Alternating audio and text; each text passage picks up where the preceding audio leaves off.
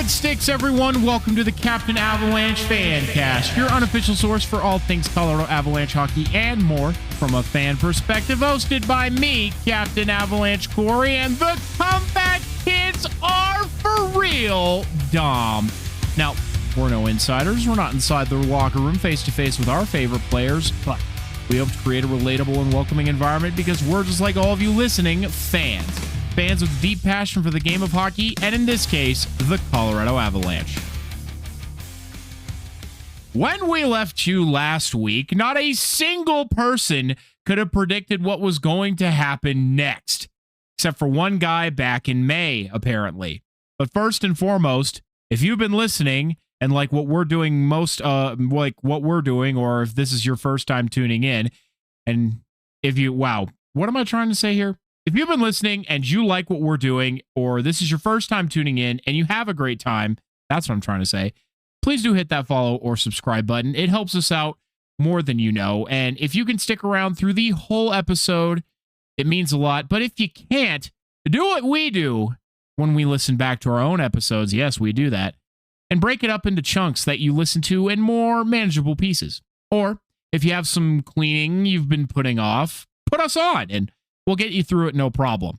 Now then, the Stuart Skinner era in Edmonton has ended, and they have acquired a new goaltender. But will it actually change anything? We thought that that was going to be the biggest trade of the day, but the Vancouver Canucks said, hold my beer, and traded the second best defenseman in the NHL to Minnesota? No one saw this coming. Then, on top of that, the Sharks made one of the most epic comebacks that you simply have to hear about. And that wasn't even their first comeback of the week. The Avs dismantled the defending Stanley Cup champions and got some sweet revenge on Smashville. Also, the Kraken were there. This is going to be an absolutely wild episode of the Captain Avalanche Fancast. So strap in and get ready for some hockey analysis and for some chaos. Oh, it was chaotic, but the most exciting week for both of us. I think the trades happened before all of it, I feel like, or at least most of the week. It happened early. So, we got to start from the beginning, I guess. We do. It happened Friday of last week. So I think we each snuck a game in before it all unfolded, but we're going to tackle these trades a little out of order, only for the simple fact that in my mind, if you only have 20 minutes to listen to this podcast right now, then you want to hear about the big one. We won't keep you waiting. And to be perfectly honest, we don't want to wait to talk about it either. But in case you missed it, we'll give you the quick overviews right now and then dive in deeper in the moment. At the start of last Friday, we all woke up to Stuart Skinner being shipped off for Tristan Jarry in a goalie swap. And then to end off our Friday nights, the Vancouver Canucks shipped off the best defenseman they've ever had, and arguably the best player, or at least one of the best players they've ever had in their history, for an absolute haul to Minnesota, who was on no one's bingo card. And I want to say that the Quinn Hughes trade happened while I was at Applebee's. And it made me lose my shit. And everybody's looking at me like, what's wrong with this guy? You don't understand. But let's get into it. Dom, we decided that you were going to take the lead here on the Quinn Hughes blockbuster to the Minnesota Wild, or I guess as people are now calling it, Minnesota. Well, I mean, Quinnesota has certainly begun. He scored a goal in his first game already, so if they haven't made the t-shirt, it'll be out by the weekend, I'm sure. But let's just start with the fundamental details here. This is probably the biggest trade we've had in a couple of years. Corey, I mean, what would you think is the most recent trade with a player, a star of this magnitude being moved before they were, what is he? He's still 26, isn't he? He's still super young. I mean, besides youth, Mikko Rantanen, obviously. How could we forget that? I think a good point was brought up because in my mind, this is a bigger trade to me. But I do agree that Mikko Rantanen was more shocking in that there was mild talks, but I don't think anybody ever expected the Avs to not make it happen. And then all of a sudden, one day, we're all just, again, on a Friday night. I don't know what's up with Friday nights being the night for big trades.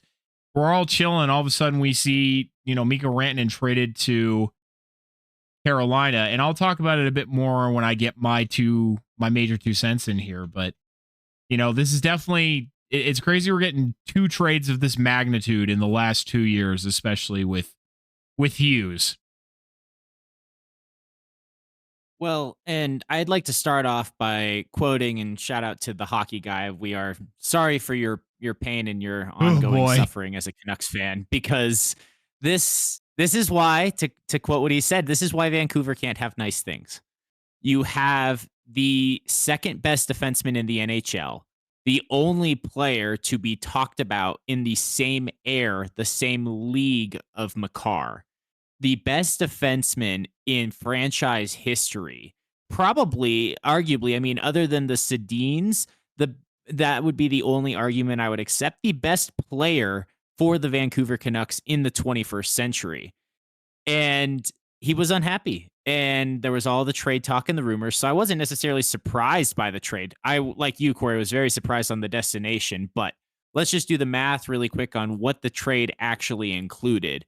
And for Minnesota's side, it's easy. They get Quinn Hughes, and they get Quinn Hughes with a year and a half left on his contract. So he's eligible to sign an extension in July, I believe it is, of 2026. July 1st. And July 1st with that free agency window, or that, I think that's what it is officially, the free agency window. Yeah. And he has already expressed that because Minnesota was the highest bidder and offered more than other teams, which means other teams were calling Vancouver, that factor alone means he is open to the concept of re-signing. This is not intended to just be a rental from Minnesota's side.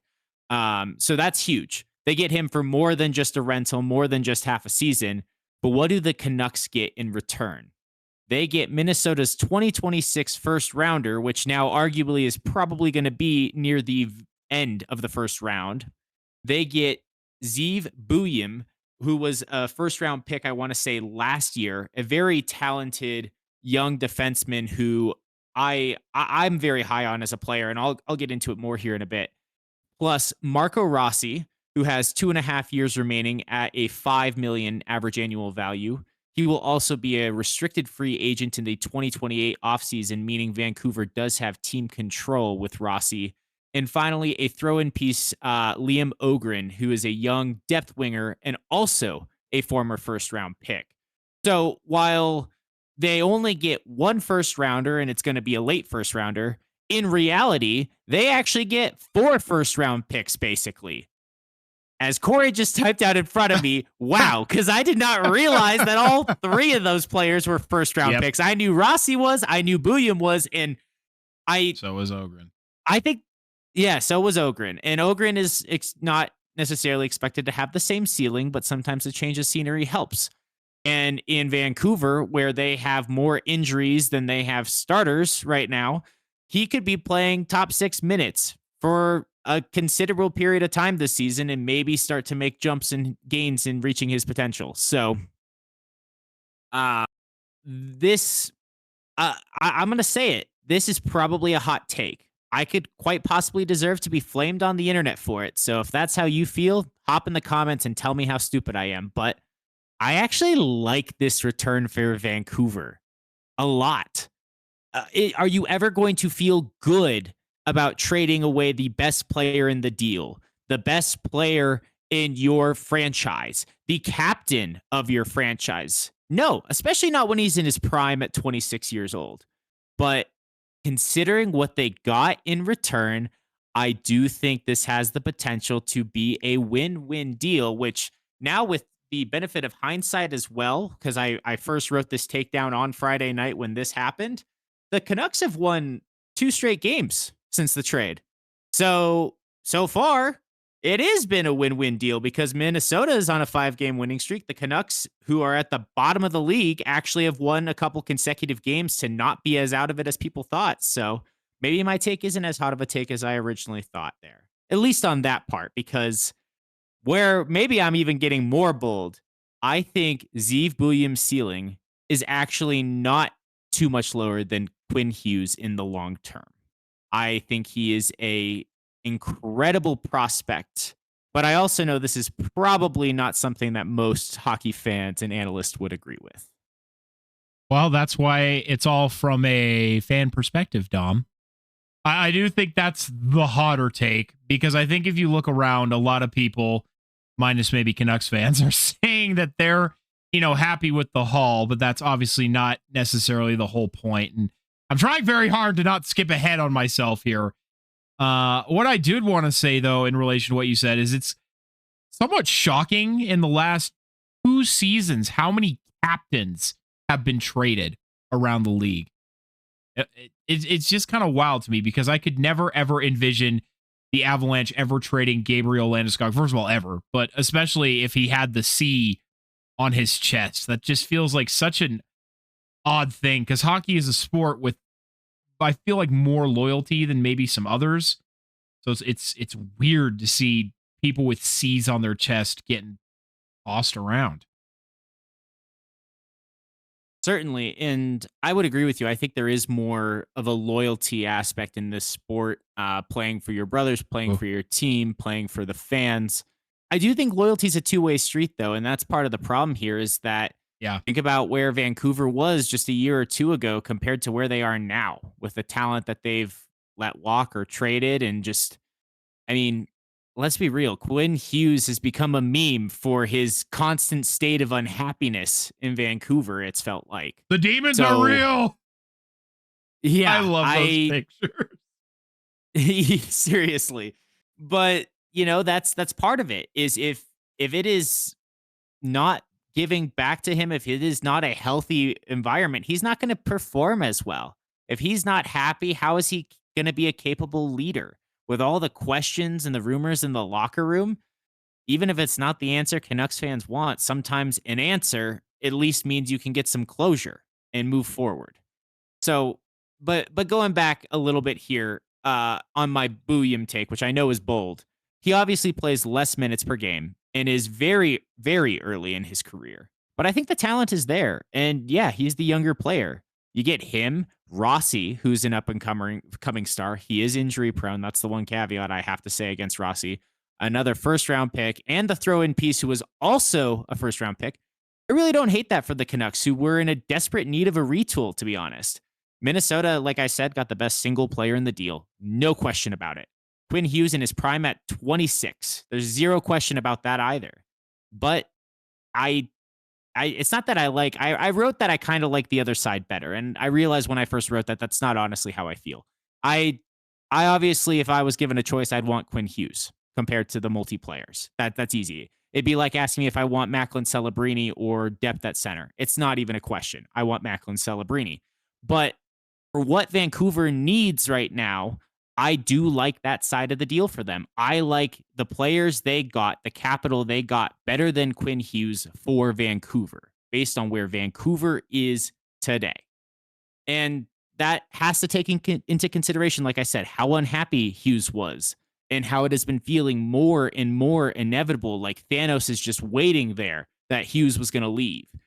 And to be honest, world-class offensive defenseman, but he hasn't been there this season. So he can find his game, and he already has in that new environment in Minnesota with an actual good team. And for Minnesota, maybe this is what they need to finally get over the hump and win a series in the playoffs. And for Avs fans, we want that. They're 1-2-3. It goes Avs, Stars, Minnesota. So right now, the Stars in Minnesota would have to beat each other up before the Avs got to deal with what was left over.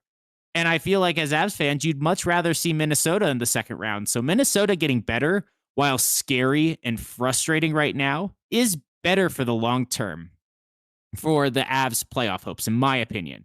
But man, I think Vancouver, just going back to them because they are part of this trade, needed to do something. They got quality assets in return in a lose-lose scenario since they no longer kept the Quinn and his value. Just the longer they had kept Quinn, the further his value would have depreciated.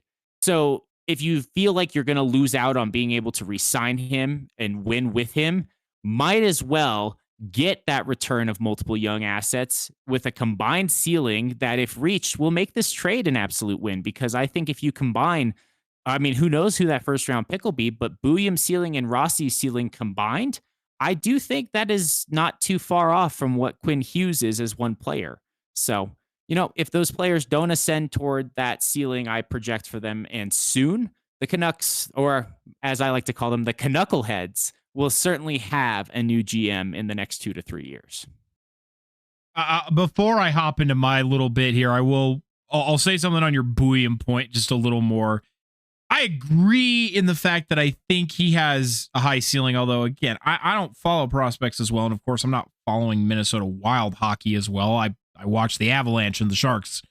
I'll watch other games, but it's like I'm not super in tune with their players. So this might be short-sighted of me to say, but I think to say that Booyam has a ceiling that is somewhat comparable to Hughes is also saying it's one that's somewhat comparable to Makar, since Hughes is often uttered in the same breath. And it's hard for me to ever buy into the idea that somebody is ever even close to the same echelon as Cale Makar. He's just so far above everybody. And that's not to say that Booyam won't be a talented player, but I think no matter what, Quinn's generational, Cale Makar's generational. I don't know if Booyam's going to quite hit that ceiling, but I don't know. I'm fully prepared to be proven wrong anytime. Well, to quickly admit my own bias here, I think part of why is having seen Booyam play. Okay. Because he played his college hockey here at the University of Denver. Yes. And won multiple accolades and led them to an NCAA championship, was a Hobie Baker Award finalist. So maybe some of that past I've seen, and the fact that he led NCAA defensemen in points and assists in that season as a freshman as well. There are just, yes, maybe I'm being ambitious. I think Quinn Hughes is a half a step down from Cale Makar. And so if Booyam is a half a step down from Quinn, I still think he's better than 95 or more percent of defensemen in the league for the next decade. So again, maybe Matthew Schaefer is also going to prove me wrong on that, because he's having a great season, but that's neither here nor there. So I want to hear your take on some of this Minnesota versus Vancouver sides of this trade as well. All right. Well, the craziest part to me still is Minnesota and the timing of it all.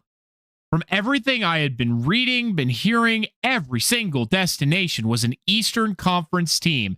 Detroit, Washington, and of course, New Jersey. There was no secret that Jack and Quinn had both publicly stated that they wanted all three brothers to play together, and Quinn had a very strong desire to play with his brothers.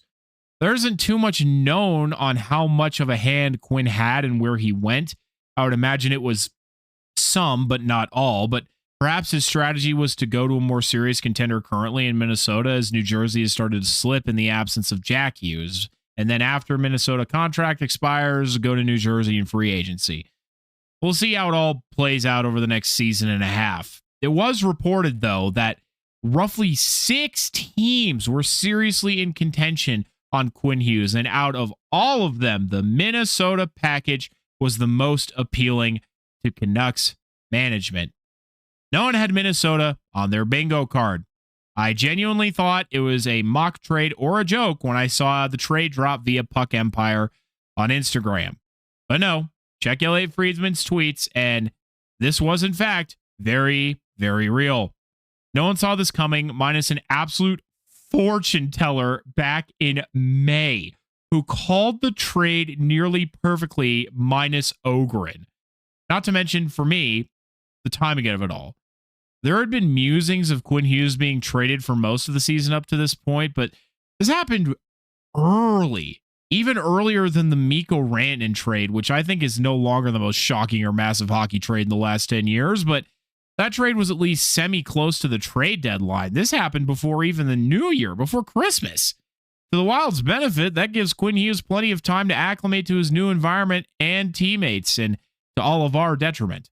But Quinn Hughes is a strong enough talent that he could honestly thrive anywhere, and He's already demonstrated that by finding the score sheet in his very first game with Minnesota, as Dom mentioned.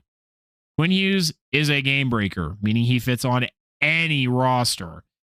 One thing I will say in addition to this is the issue that the New Jersey Devils had, because they did have a trade package prepared, they didn't have the cap room. They couldn't afford him. And also, one of the issues was a lot of their players, like a large majority, well over half, it was like 14 or 15 players, have trade protection. And Quinn Hughes shockingly didn't, which is weird to me. But a lot of players on New Jersey have trade protection, so they didn't have the ease of access to just move those players if they needed to make room for Quinn Hughes. So they kind of hem-hawed themselves and fucked themselves over for being able to unite Quinn Hughes with his brothers. So womp womp for the Devils there. But it's truly over for the Canucks. Management, at least publicly, seem to be so incredibly out of touch. They have stated that they think fans don't want to rebuild and continue to try and salvage an unsalvageable season. This isn't a 2019 St. Louis Blues situation where you'll go from 32nd place at the New Year to a playoff spot to eventual champions. You have given up a franchise cornerstone player and your captain. It was stated that Quinn Hughes informed the Canucks that he wouldn't re-sign and that he was frustrated by consistently losing. There is clearly a culture problem in Vancouver when you have 5 All-Stars and have had 3 of them traded or exit in the last 3 years. You had a definitive core, and it has all simply collapsed before your eyes. Yes, the haul for Vancouver is great. They got 4 first-round picks for Quinn Hughes, including 1 in a draft class that is shaping up to be generational, even outside of Gavin McKenna. But you lost Quinn Hughes, a Norris Trophy winner and consistent candidate in the prime of his career. His only real competition any given night is Cale Makar and sometimes Zach Werenski. That's it.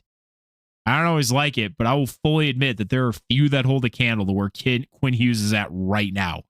That should be someone you are seeking to keep with your franchise forever. Do you think the Avalanche will ever let Cale Makar wear another uniform? No. No, they won't. They will constantly try to surround him with a positive and winning culture. You would never want Cale Makar to be dishing out punishment in another uniform. The Canucks were forced to do that with the best defenseman the franchise has ever seen. A true generational talent. There is a chance that the Canucks literally never see another talent to the level of Quinn Hughes, and they had to trade him away. Yeah, they didn't let him walk away in free agency for nothing, and they flexed the trade power they had based on the fact that Quinn Hughes had no trade protection, but you still had to trade away Quinn Hughes.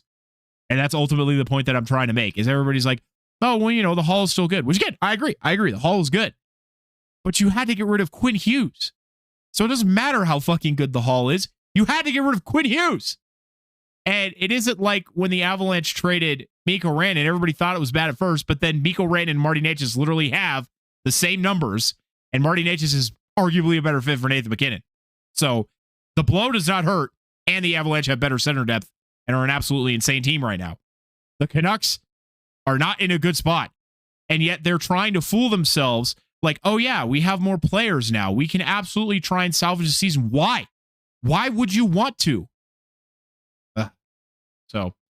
Well, and even more, you mentioned it, and yes, this is going to be a really strong draft class, but you're at the bottom. Be at the bottom. Tank for Gavin McKenna. Tank for Gavin McKenna, who all the talk and all the love and all the hype I will give Macklin Celebrini and everything that Connor Bedard got the year before. Statistically, McKenna is even better up to this point. And yes, he hasn't reached the NHL yet. We don't know. We haven't seen it at this level. But the fact is you have another generational talent just waiting there, waiting for someone to take him, and you got to that tanking spot. And, I go back to what the hockey guy said, the true diehard Canucks fan, and it's, you're going to try to salvage the season and pick 12th, and I'm going to lose it. Exactly. That's what he was saying. Or I'm paraphrasing, of course, because I can't remember it verbatim, but you're totally giving all of the Canucks fans out there in the world an aneurysm with trying to salvage a season that everyone knows damn well you don't have a shot in hell at winning the cup, even if you somehow salvage the season. All you're going to do is cost yourself another generational talent to potentially replace the one you just traded away. But I mean, let's be so real here. Let's look at all of the teams in a playoff spot right now at this moment. Do we genuinely think that the Canucks, with every team that is in the playoffs right now, do we think that the Canucks can arguably push any of those teams out of that spot right now? No, I don't believe it. Not one bit. They are not a deep team. They no longer have that extra high-end talent at forward or defense. Even like Steve Williams, their best at this point. There's no chance that they even make it, and yet they're going to try and push anyway, and you might end up right outside the bubble here, and exactly that. You're not going to be able to pick high because you decided that you didn't want to tank for this season, when you should clearly recognize that after you lose your cornerstone franchise player, it's over. It's over. Accept that it's over, embrace the rebuild, and build a better team. You are living in a delusion as Canucks management. Canucks fans aren't. They know they need a rebuild. But as management, you are living in this delusion that you can somehow recreate what you had previously. That is not at all what is going to occur here. You're just fucking yourselves over and taking away your ability to actually rebuild your team and make it stronger. So, yeah. Well, and we've talked about, or you mentioned the star power, the star players that they've had go away, this core from like 2 years ago that was supposed to be that future. You also, the underrated bad trade they made was getting rid of Shelovs.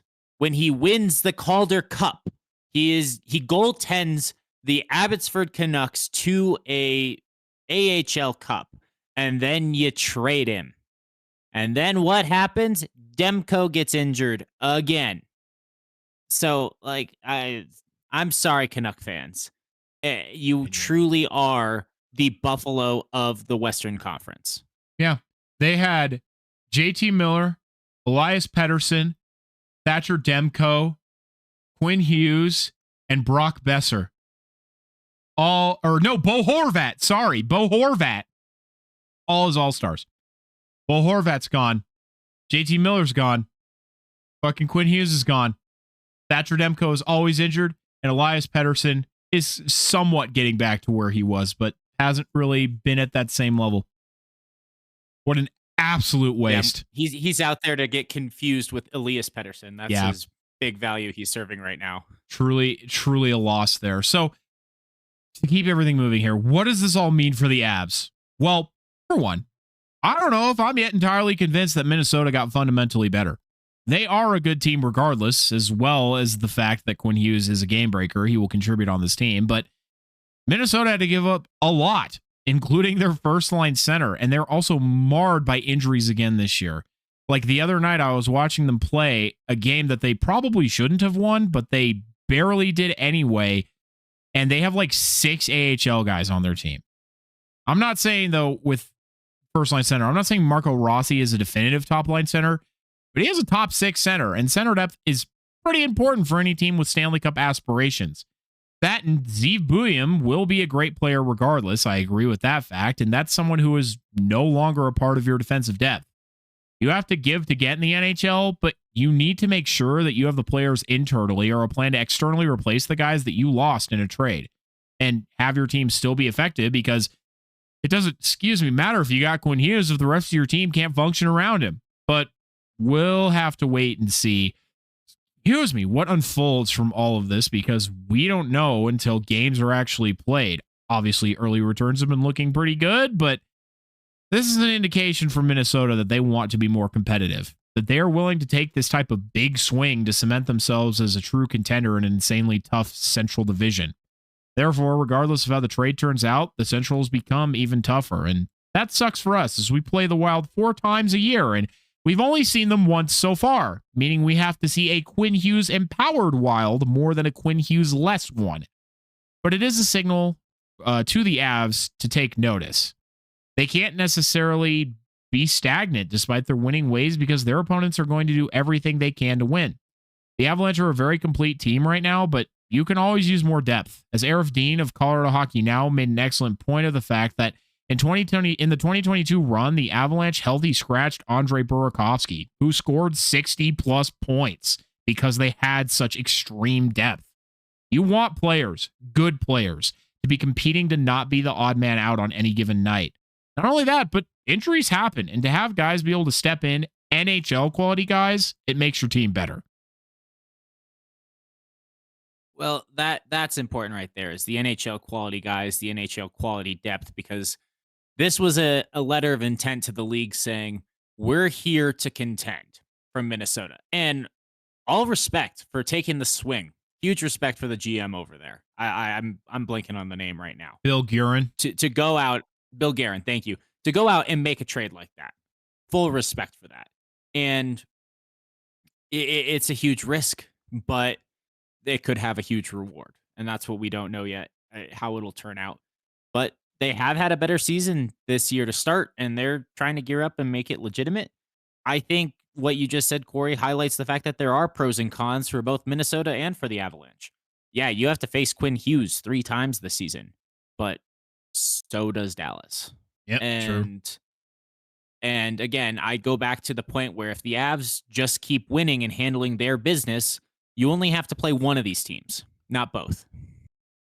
And hopefully. Hypothetically, if Vancouver somehow had gone on a run, you could have seen both. You could have seen Dallas, and then if Vancouver somehow ran the table in the Pacific. Obviously not likely, but point being. So I think having those two teams beat up on each other helps. I think what you're saying about Minnesota's depth struggling also helps. It's not a guarantee that they're going to be a bigger challenge against the Avs. They very well might be. I think it is great for all of us that we get to see more games between Quinn Hughes and Cale Makar. That's awesome for just everyone as a neutral to get to watch. Sorry for your stress in advance, Corey.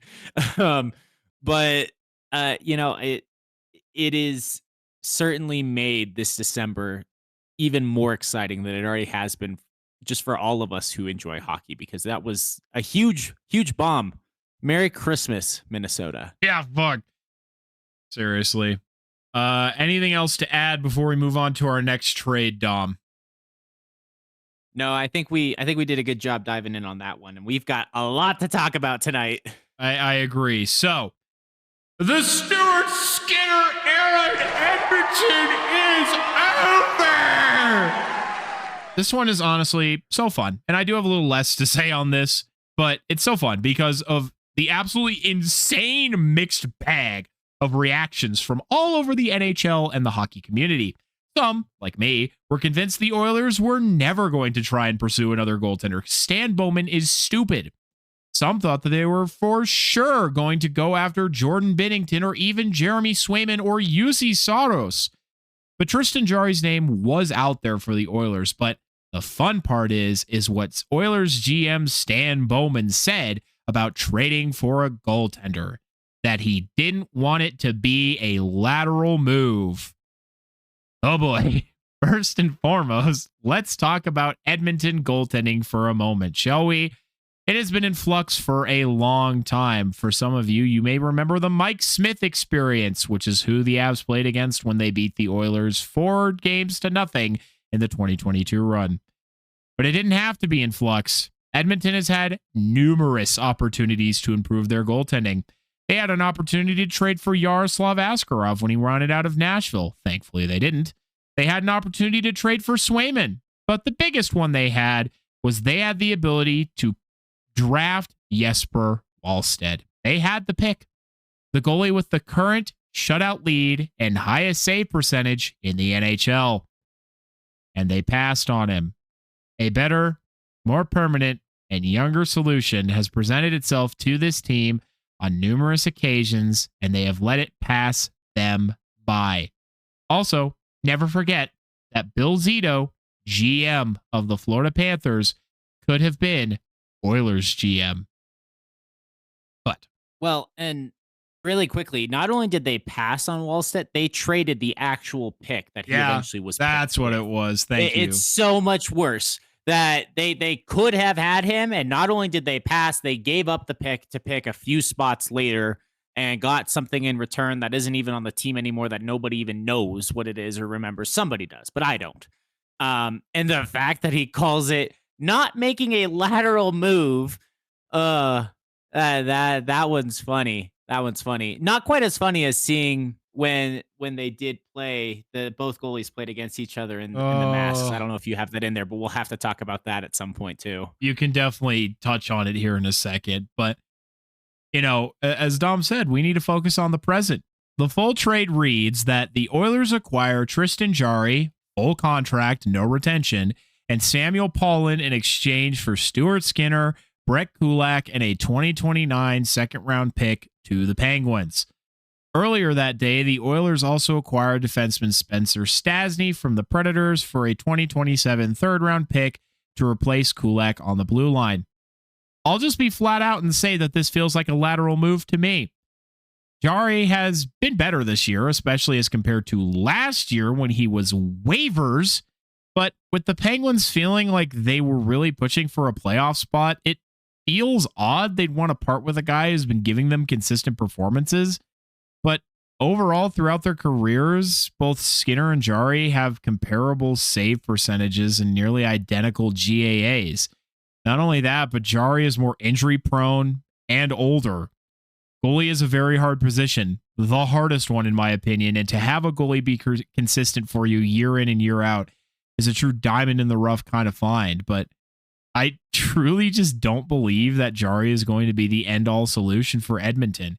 Not to mention he costs more, almost $3 million more for an extra 2 years. Jarry does have a Stanley Cup ring based on being on the Pens roster when they won back in 2016-17, but he only dressed as a backup to Fleury and never actually played in that run. So he doesn't necessarily have any more experience than Skinner does. Whereas Binnington, despite not playing well recently, is insanely clutch in high pressure, big game moments, and did actually lead his team to a Stanley Cup. But the short of it is, I don't think this is the answer Edmonton is looking for. I fully respect that I could be wrong in that regard come playoff time, but first Edmonton has to make it, which I'm sure they still will, but it'll be interesting to see how the rest of the season unfold as the tandem still isn't great with Jarry and Pickard. Well, and Edmonton's still going to make the playoffs. They're climbing up the board because of that offense and because the Pacific is the weakest of the four divisions. And that's no knock on the Pacific. It's better than it's been in previous years to some degree, but it is still the weakest of the four divisions. So I don't think Edmonton's going to have a problem making the playoffs by season's end, but I also don't think the result's going to be any different. And, they've always had this issue and had a lack of flexibility due to cap pressure, due to having to pay McDavid and Draisaitl. And how about those horrible contracts on the blue line that we don't even need to get into today? So to somehow get what I agree, Corey, is a lateral move that is more expensive for a goaltender, it doesn't make sense. It doesn't make sense to me. And you give up a second rounder as well, which I don't think is going to be an end of the first round pick. I don't think, while I think Edmonton will make the playoffs this year, I don't necessarily think they'd go on a deep run. So it's not going to be an incredible pick, but it's not going to be the worst pick either. Low 20s maybe. So I think that's has continued slides. So what do we know? But that game when they faced off on Tuesday night and you have Jarry there with everything Edmonton minus the mask is for Pittsburgh, and it has the actual Penguins logo on the crown of it and is the black and yellow. And then on the other end of the ice, you have the exact same scenario with Skinner with this orange with the black and yellow pads. Very, very funny. I'm sure if you're listening to us, you've probably seen the imagery on Twitter or Instagram or any form of social media, wherever you get your social media. But I still think it's quite funny. Also, the fact that the combined goals allowed in that game was 10 goals, showing that both of them allowed at least 4 goals in that game. So just further proving our point that it's really not getting significantly better for either team. Yeah, it's just God, that game was so sad. I watched it specifically because of that storyline with Skinner versus Jari.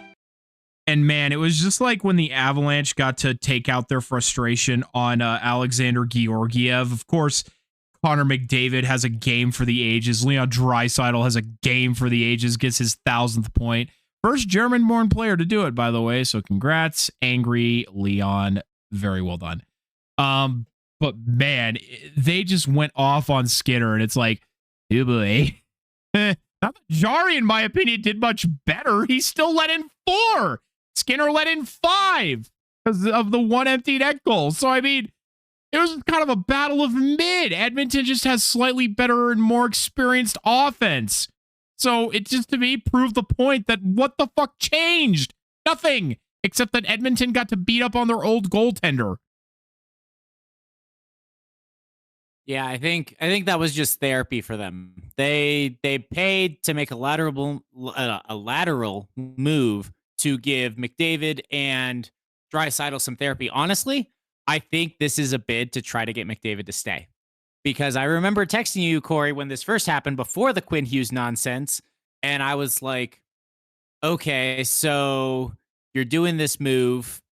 Yes, you're going to get rid of Skinner, but is it just me, or is McDavid probably going to move in a couple of years? He is. Maybe to a place like Calgary, who tanks wherever a certain Gavin McKenna winds up, although I don't think McDavid would ever go to Vancouver. So that theory of mine got shat on really quickly. But then you reminded me that a certain team that wears teal has 98 million in cap space when McDavid would be looking for his next contract in a couple of years. So I'm just going to drop that idea into the universe and hopefully he'll move to another team in the Pacific to get more revenge on the Oilers someday. Fingers crossed. I'm telling you, I've always been a firm believer that, McDavid, he is beyond generational, and it would be truly shocking if he never won a cup, but I am so wholeheartedly convinced it's not going to be with Edmonton.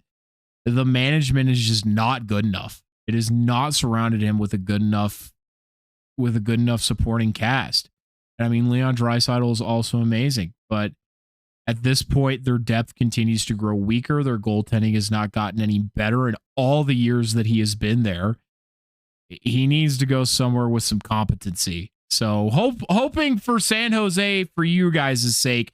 In that case, I could probably show him a little bit more love, but for now, he is still he's still McDingle to me.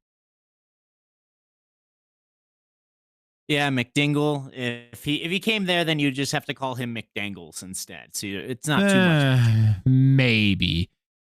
But that was fun. That was fun to talk about some big trades that, you don't normally see this early in the season.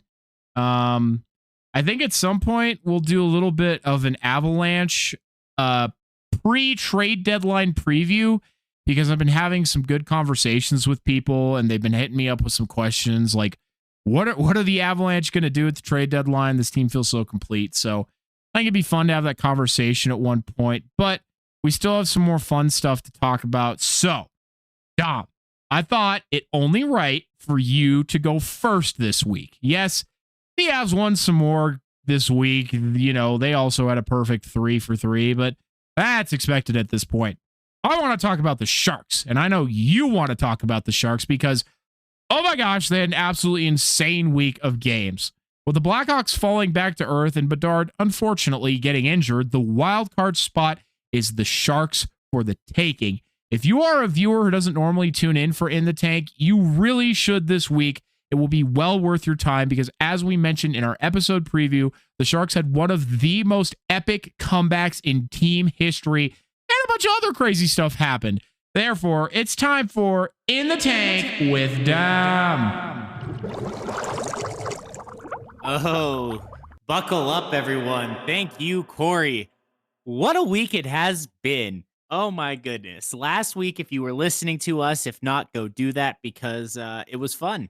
I said I would be happy with 2 wins from this team, knowing that we were going to be finishing out a 5-game road trip at Toronto, then at Pittsburgh, and then start a homestand with a game against the Calgary Flames. I said I'd be happy with 2 wins, and the Sharks were on a win one, lose one pattern. So it seemed like wins at Toronto and at home against Calgary were maybe not guaranteed, but perhaps expected and a good objective to have. And then right there in the middle, they just happened to have the greatest comeback in regular season franchise history, one of the greatest comebacks in NHL history based on the amount of time left on the clock and the margin that they recovered. So, folks, the Sharks went that perfect 3-for-3, like you said, Corey, to finish out the road trip with a winning record, 3-2 on the road trip, and they played good teams on the road trip. They also played Philly on that road trip, and Philly is a good team now. They're a playoff Philly team. is a good team now. They are. And tune in next week or next episode when I have my next update of the power rankings to find out where Philly is, because they were one of our big climbers. I want to say, or maybe they stayed lateral because I already was high on them before. We may make that power rankings just kind of a one-off thing too. We might just make it kind of a special, like a quick little 20-minute, 25-minute thing that people can just tune in and listen to if they want to.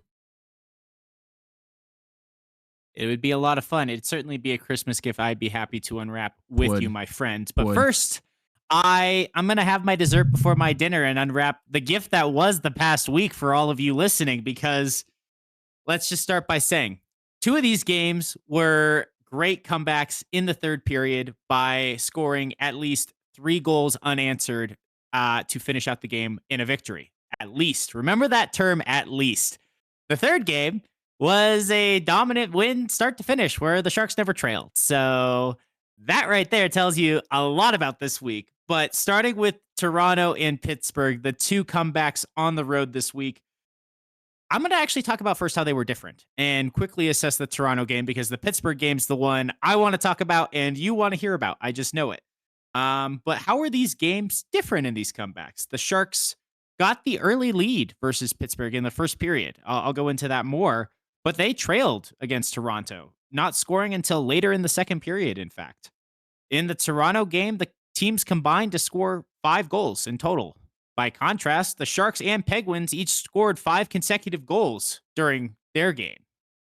And of course, the Sharks actually, for once, outshot a team. They outshot Toronto 32-30 in that game, but were outshot 43-32 against Pittsburgh, and that's shots on goal. Funny though, even when those were different, they had 32 shots on goal in both of those games. Just thought that was a funny coincidence. But on Thursday night, December 11th, at the Toronto Maple Leafs, the final score was 3-2 in overtime for the Sharks' comeback win after scoring 3 unanswered goals starting in the second period. But before I can get there, I have to talk about the first period, because Ty Dellandrea was awarded a penalty shot, but unfortunately seemed to mishit it, not be able to place it where he wanted to, and it just came off his stick the wrong way, and not able to convert versus the Toronto netminder Hildeby, who had also a wonderful save. I don't know if I have it written here, but Corey, I'll send it to you. We need a link in the description. That save behind the back Hildeby had, because that was super sick, just as a goaltender save. But Toronto did go up 2-0 in this game with a goal in the first and a power play goal in the second. And it was actually Dmitry Orlov for the Sharks was the first to score for San Jose. And that, like I said before, was in the back half of the second period. Actually, in fact, just 59 seconds after the Austin Matthews power play goal put Toronto up 2-1. So even though the Sharks trailed and did come back in this victory, and it is important to note against Toronto, this was still a comeback victory. They only trailed by 2 for 59 seconds. So they were always in this game against Toronto. They were never out of it. This is a team that they should be able to beat, and, well, they were able to. But a more fun fact, this was actually Orlov's first goal of the season for San Jose. And prior to the goal, Orlov had led the league in points among players who had not lit the lamp, having notched 16 assists up to that point. In the third period now, because, again, I want to spend more time on Pittsburgh, so I'm just kind of rapid firing through this Toronto game. Ryan Reeves, in his return to Toronto in a game where there were like 8 or 9 Sharks who come from Toronto including Sam Dickinson, who, if you haven't seen it, in his yearbook as a kid, said the one thing he didn't want to be when he grew up was to play for the Toronto Maple Leafs. So that's a funny story of its own that you should go search up and find. But Ryan Reeves, formerly played for Toronto, did not appreciate the way the end of his tenure was handled there in Toronto. He ultimately got in close and was able to score. He was able to score.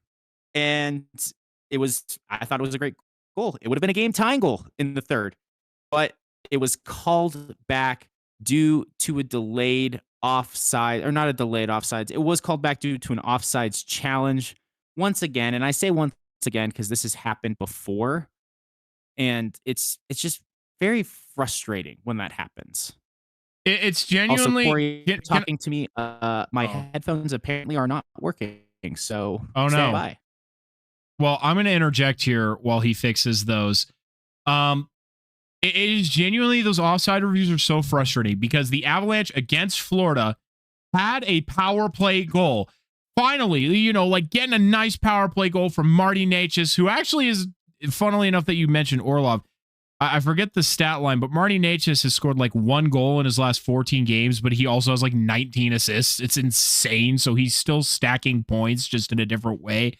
But these offside reviews are so unbelievably ass, because explain to me how the player's skate being a fucking 100th of a nanometer over the blue line before the puck does, when the defending team is already back in front of them defending.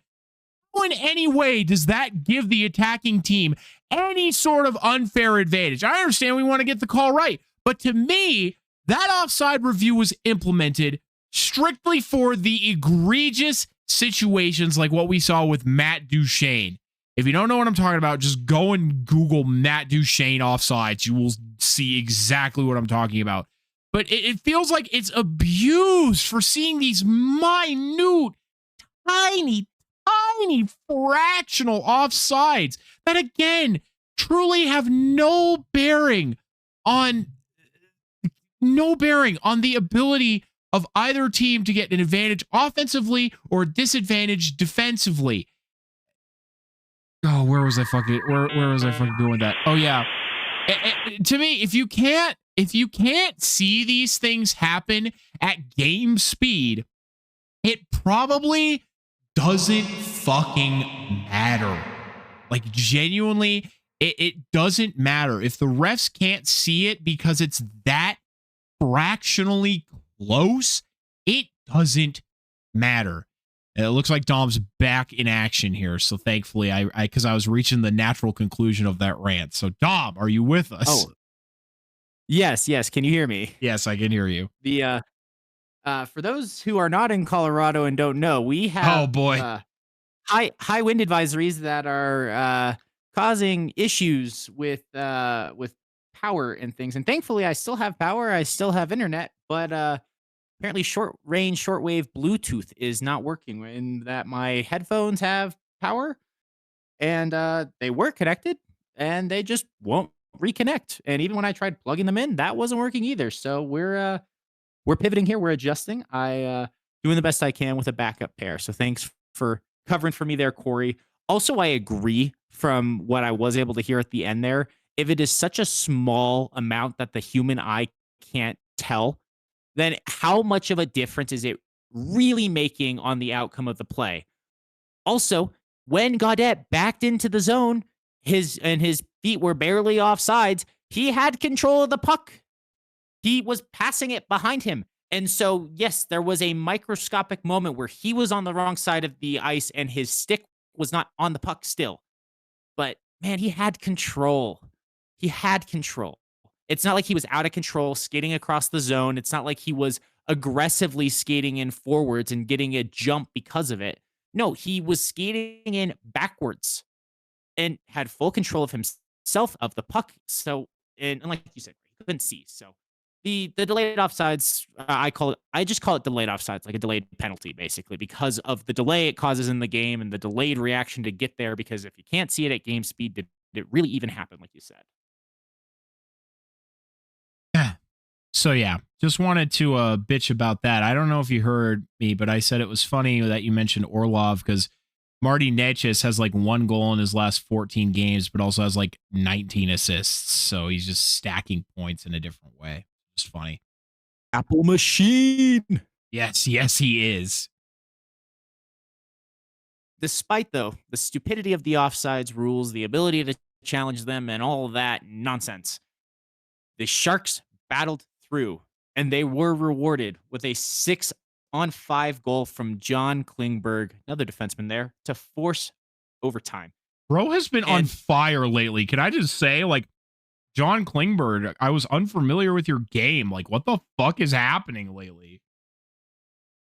Yeah, since getting back in the lineup, he was I made him one of our stars Sharks of the week last episode, and he was killing it on the road trip. I won't even wait till later to say it. He's on a 5-game point streak. He has 8 points in 5 games. He has 5 goals. He has 3 straight games with a goal. It keeps on going. He's a defenseman. Oh, it feels great. It feels great to be able to say that about a defenseman again. I miss Bernsey. I really do. I'm jealous that you guys get to have Bernsey and Makar, who's even better. So, but I will take Mike Klingberg. I will be clingy to clingy because he is a fucking machine in this offense right now. And it was a really, really great 6-on-5 power play. Excuse me, 6-on-5 with the goalie pulled. You couldn't really draw it up better, and that's what Coach Warsofsky said as well after the game. There was a perfect passing. There was clean, crisp passing. There's with the extra skater taking advantage of screens and motion in front. But I think the big thing with Klingberg is it's just been he's picking his spots when he's taking these snapshots from the point. No, he's not firing a slap shot aggressively. He's picking his corners and he's hitting them. He's not missing his target, and when he is, it's by very narrow margins. So let's keep it going, Clingy. But the Sharks, then, of course, they go to OT against Toronto. OT winner came from Alex Wenberg, also had a great week. Came off a 2-on-1 where he passed to Eklund before scoring on the rebound when Eklund shot it, and the puck was just sitting there in the paint waiting to be sent home. Now, of course, Corey, because we haven't bitched about offsides enough, this goal was also reviewed for offsides. And this time it was the league, not a challenge from Toronto, but the league submitted and generated the review. The Leafs had already started walking back to their locker room, and some of them paused and were waiting on the bench. You had like a quarter of the team still there. The Sharks were getting ready to turn around and go, and then they had to pause their celebration. But ultimately, it was confirmed to be onside, and a game winner for Alex Wenberg to finish out that Toronto game. Man, that was, I know maybe it's partly because of the headphones. It's just that felt like a disjointed thing for me. So, Corey, did you happen to see anything in this Toronto game or think I'm missing anything there? I unfortunately did not catch anything in this Toronto game. I did see that final offside review, and I always think that's funny at that point. It's just like, hey man, the teams were gone. And to me, like we were saying earlier, unless it's like an obvious miss, like game's over, man. Just leave. The game is over. Exactly. Like, I get it. Toronto. It's Toronto, and Toronto fans are prone to suffering as well and are a storied franchise that if you can't have in overtime, and that was the difference, I understand why you want to make sure you get the right call. But also, I agree with you, Corey. It's if the game's over, if Toronto is accepted the game's over, just move on. Call it a day. Yeah. Let's keep fighting through before the wind knocks out your internet. Everybody, I'm very sorry.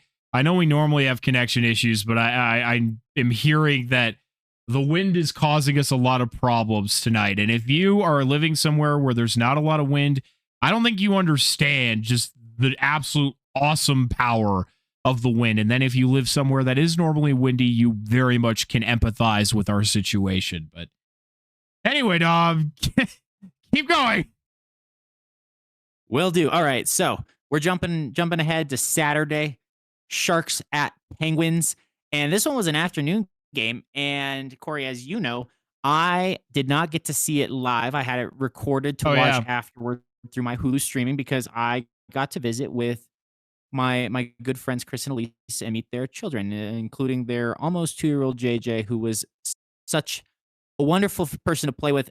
And I mention his name and mention him here because, dude, this kid is already a hockey fan. Hell And he was yeah. running circles around me with his little puck and his avalanche stick. He'll Hell be on yeah. skates sometime soon. So that's why I mention it.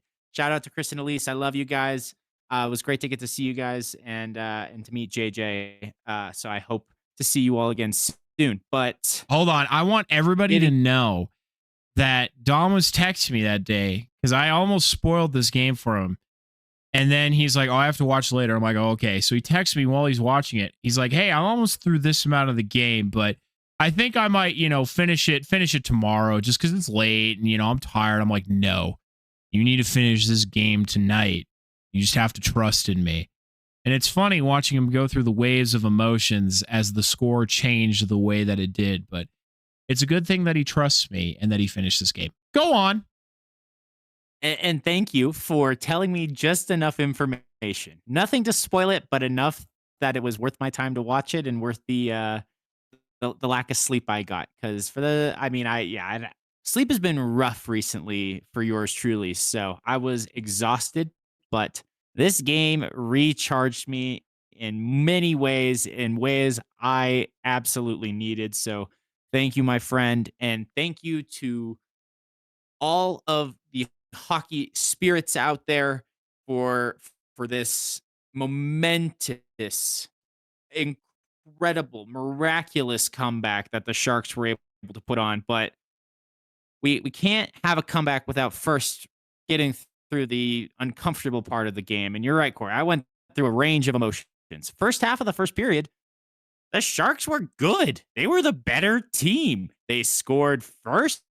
They were winning faceoffs, 11 out of their first 12 to be exact. Like, the issues the Sharks had, they just weren't having them in the first half of that period. They were making the Penguins look silly.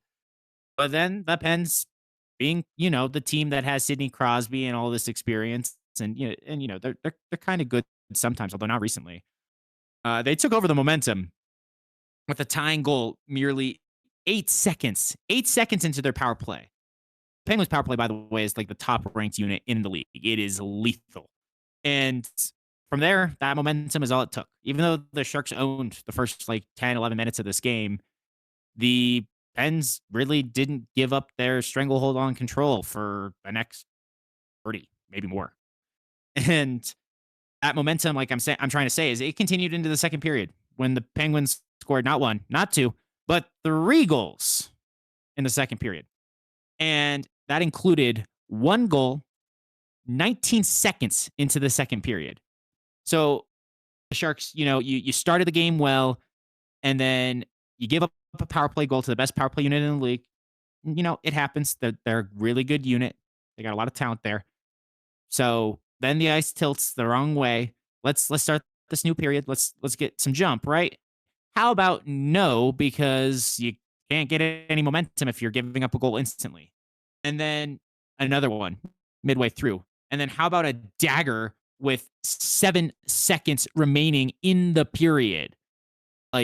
All the worst times to score goals are have goals scored against you is in the first couple minutes of a period, in the last couple minutes of a period, because it just destroys your momentum, either in the current period if it's at the start or in the upcoming period if it's at the end. It's really tough. So just, to paint, maybe this is the best way to paint a clear picture. After 2 periods, the Penguins outshot the Sharks 33-13. 33-13 shots on goal through 2 periods. After the first period, I'm pretty sure the Sharks had 8 shots on goal. And those all came in the first 10 minutes. So it was brutal. Also in the second period, the Sharks did lose Philip Khrushchev, and this one's hard. He is now on IR with a week-to-week designation after tumbling awkwardly into the boards. The score was at 3-1 at the time, so before that late period goal. And initially, I thought this looked like a hooking and that his legs or maybe a tripping, that he had his just weight taken out from under him, but he was aggressively racing back. I think it was to prevent an icing, and he caught a weird edge and just went hard into the boards. It we know a little bit more about this one. He has a specific body part designation, but we also know that he's out week to week. So this is not going to be something quick. It is, I believe, yeah. Let me confirm here. It is upper body, so I guess I shouldn't say we have a body part confirmed, but at least it's not lower body. Because if it was lower body, the way he went in the boards, he'd be done for the year probably. Let's be honest. It'd probably be something with his knee or his ankle. So there's still hope that he will return. But a week-to-week designation tells me that he's not going to be playing again in 2025. So hopefully he's back out there on the ice skating in January. Depending on how the Sharks do in the interim with the prospects they have who they can call up, I would not be surprised if we don't see Khrushchev play until after the Olympic break, honestly. So, Corey, I didn't know if you had any thoughts based on having seen that injury. And again, just to make it clear, I know this was not dirty. He was not actually tripped or hooked, and he lost his footing. So my initial knee-jerk reaction was anger, but honestly, no dirty call on the Pens for this one. This is the Will Smith injury, just to make sure I'm on the same page, correct? This is the Philip Khrushchev injury. Oh, sorry, Phil Khrushchev. I didn't see that Phil Khrushchev got hurt during this game. I only saw, obviously, Will Smith. So, no, I wasn't even aware that was something that had occurred. Well, since you mentioned it, let's get to the Will Smith one here in just a moment, because that one happened in the third period, early in the third period. So one was in the back half of the second period, and it didn't look pretty. He stayed down when he went tumbling into the boards and was not able to return in the game. The really quick as an interim thing, in total, just wanted to say, I said it before, but the Penguins scored 5 unanswered goals, 3 of which came on their league leading power play, 3 for 5 on the night against the Sharks. Make it 5-1 with 14 and a half minutes left to play in the game. The Sharks are trailing 5-1 with 14 and a half minutes remaining. Remember that. That right there is important. But that final goal for the Pens to make it 5-1 came on the power play when MacLeod Celebrini was in the box for roughing, because with 3:30 remaining, Will Smith was, 3:30 into the period, not 3:30 remaining. My apologies. Will Smith was absolutely crunched along the boards in the offensive zone, and he was able to get up right away. That's the good part. The bad part is he skated straight to the bench, was clearly feeling the pain, holding his body, his arm gingerly, and went straight back to the locker room, not to return. But MacLeod Celebrini, he was in the box because he responded. And actually, sorry, I do want to clarify something on this Will Smith hit. He got crunched, and I don't like it. It's one of the star players, young player, getting hit while he's in a vulnerable position. So it's not quite a dirty hit, but I don't like the hit because Will Smith, he was reaching out. He was trying to make one last play on the puck, get it a little bit deeper. So he was just extended. When your body's extended, you're less compressed in your core, less able to protect yourself. So this could be a rib injury. This could be something with his forearm and down to his wrist. This could be something with his shoulder. It's still undisclosed, so we really don't know. It could technically be a lower body injury since his whole body was crunched. It's hard to say for certain, but I was pissed off when I first saw this, and hindsight being 2020 and getting to see the replay, I don't necessarily think it's a dirty hit, but Corey, please tell me your thoughts on that one. I don't know. The optics didn't look like super great. It was still a nasty hit regardless. And I mean, no offense to Will Smith, but he is still a baby boy. So when you get your bones crunched as a baby boy, I think it hurts a little more. But what I did say in response to seeing MacLeod Celebrini, that's captain material right there. Plain and simple, that is captain material. You see your guy get hit. Obviously, MacLeod has a strong relationship with Will Smith, but I mean, it reminded me so much of Gabriel Landeskog right there. Whereas if he saw one of his guys get hit, and he still is this way. He's in there immediately, chucking fists, chucking hands. And I mean, Macklin by no means is a fighter, but I think that's what happens when you have Ryan Reeves on your team. But, you know, I love that he didn't really care that, oh, I'm supposed to be the superstar. I'm not supposed to throw punches. Fuck that shit. You're standing up for your guy. You're standing up for your friends. So the fact that there was literally zero hesitation from him, his part, man, that C is going to be well earned on his chest. Because let's all be so real. Macklin celebrate. He's going to be the captain. If he's not the captain next year, the Sharks are doing it wrong, and there's no justice. I think he's the captain now. He is my captain already. He doesn't need the C. He's still my captain. I do think they're doing the right thing here and just letting him play without necessarily having that burden of responsibility. But I mean, I think through his actions here, and I mean, I love that he has guys like Toph and other veterans on the team to learn from. And I think it's just going to make him all the better captain when he actually is given that position. You're right, probably next year. And that's a good point. And he is getting better. And the fact that he's learning how to fight, like you said, and just even if he's not a fighter, still going in there and chucking him anyway and saying, hey, fuck you. Don't do that to my best friend, to my literal wingman, to my dumb and dumber. As Toph calls them, when asked to summarize Macklin and Will in a single word, he just said dumb. If it is so accurate, and they're like adorably dumb together. Like, they have been blessed to actually have such chemistry, to have that opportunity to be starting to play together, to build that chemistry from the jump and play so well off each other that, you know, that's his best friend in the world right there. The two of them are inseparable. And so see him charging Wotherspoon, who's bigger than him, and, you know, screw it. He got assessed 2 minors on the play, negated a Sharks power play, whatever. The Pens scored, whatever. I don't care. Macklin did the right thing. Like you said, Corey, he did the captain thing. He stood up for his guy. And you know what? To quote myself, we do like the intensity and response. It's just now 5-1 Pittsburgh, and I'm hating how much of a bloodbath it has been for Team Teal. 2 forwards from the top line, because the top line in this game was Kurashev, Will Smith, and Macklin Celebrini. So 2 forwards from the top line in the dressing room, and the third is in the box.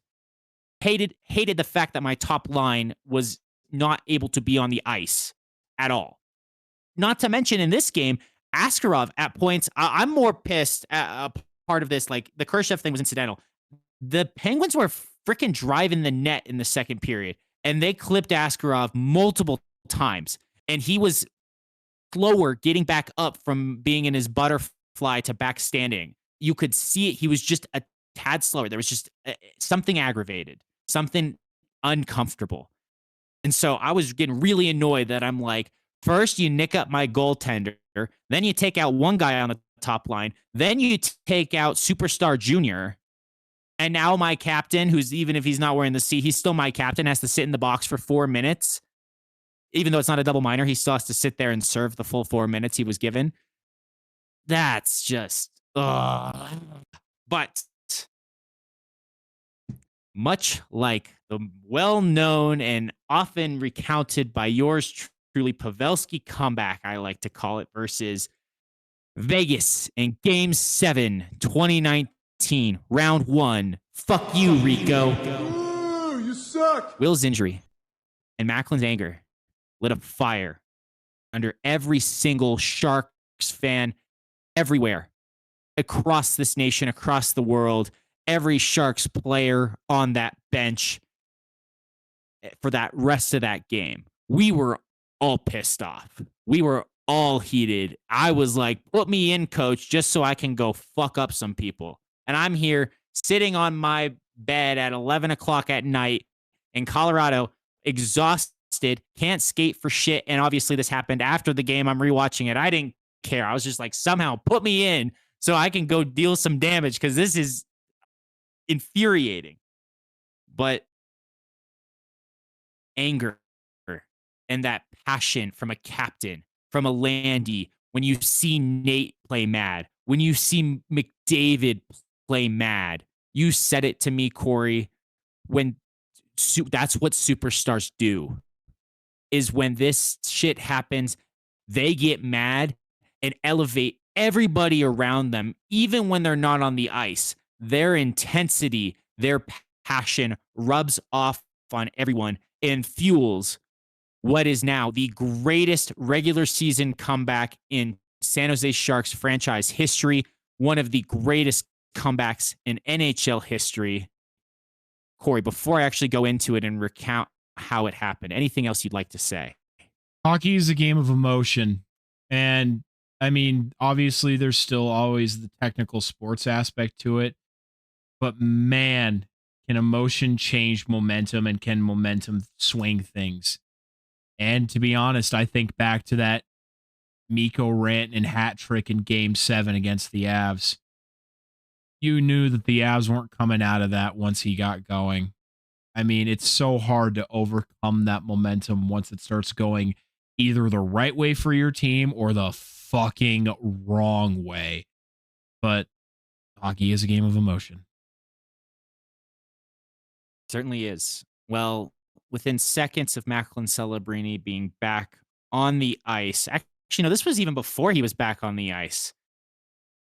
The Sharks started buzzing. He's sitting in the box. He's fired up. And the Sharks started buzzing. They started circling. They were pushing. And they were able to draw. It was Alex Wenberg drawing a hooking call at 5:39 into the period. Then at 6:54, Macklin, again, still in the box at this time. Thank you, Erik Karlsson. This is the best thing that has happened since the trade, because maybe I'll talk about it at some point. That trade kind of hurt both Ottawa and San Jose, and we see where Pittsburgh ended up. It's just such a weird trade that needs its a whole episode, but accidentally, without realizing it, plays with a broken stick. So the Sharks get a 5-on-3 opportunity. And again, they're 5-on-3, but Macklin is still in the box because he has to serve the full 4 minutes from the double roughing. So he is not on the ice for this 5-on-3 at all. Your best player and your entire top line is unavailable for this 5-on-3. So who do you turn to?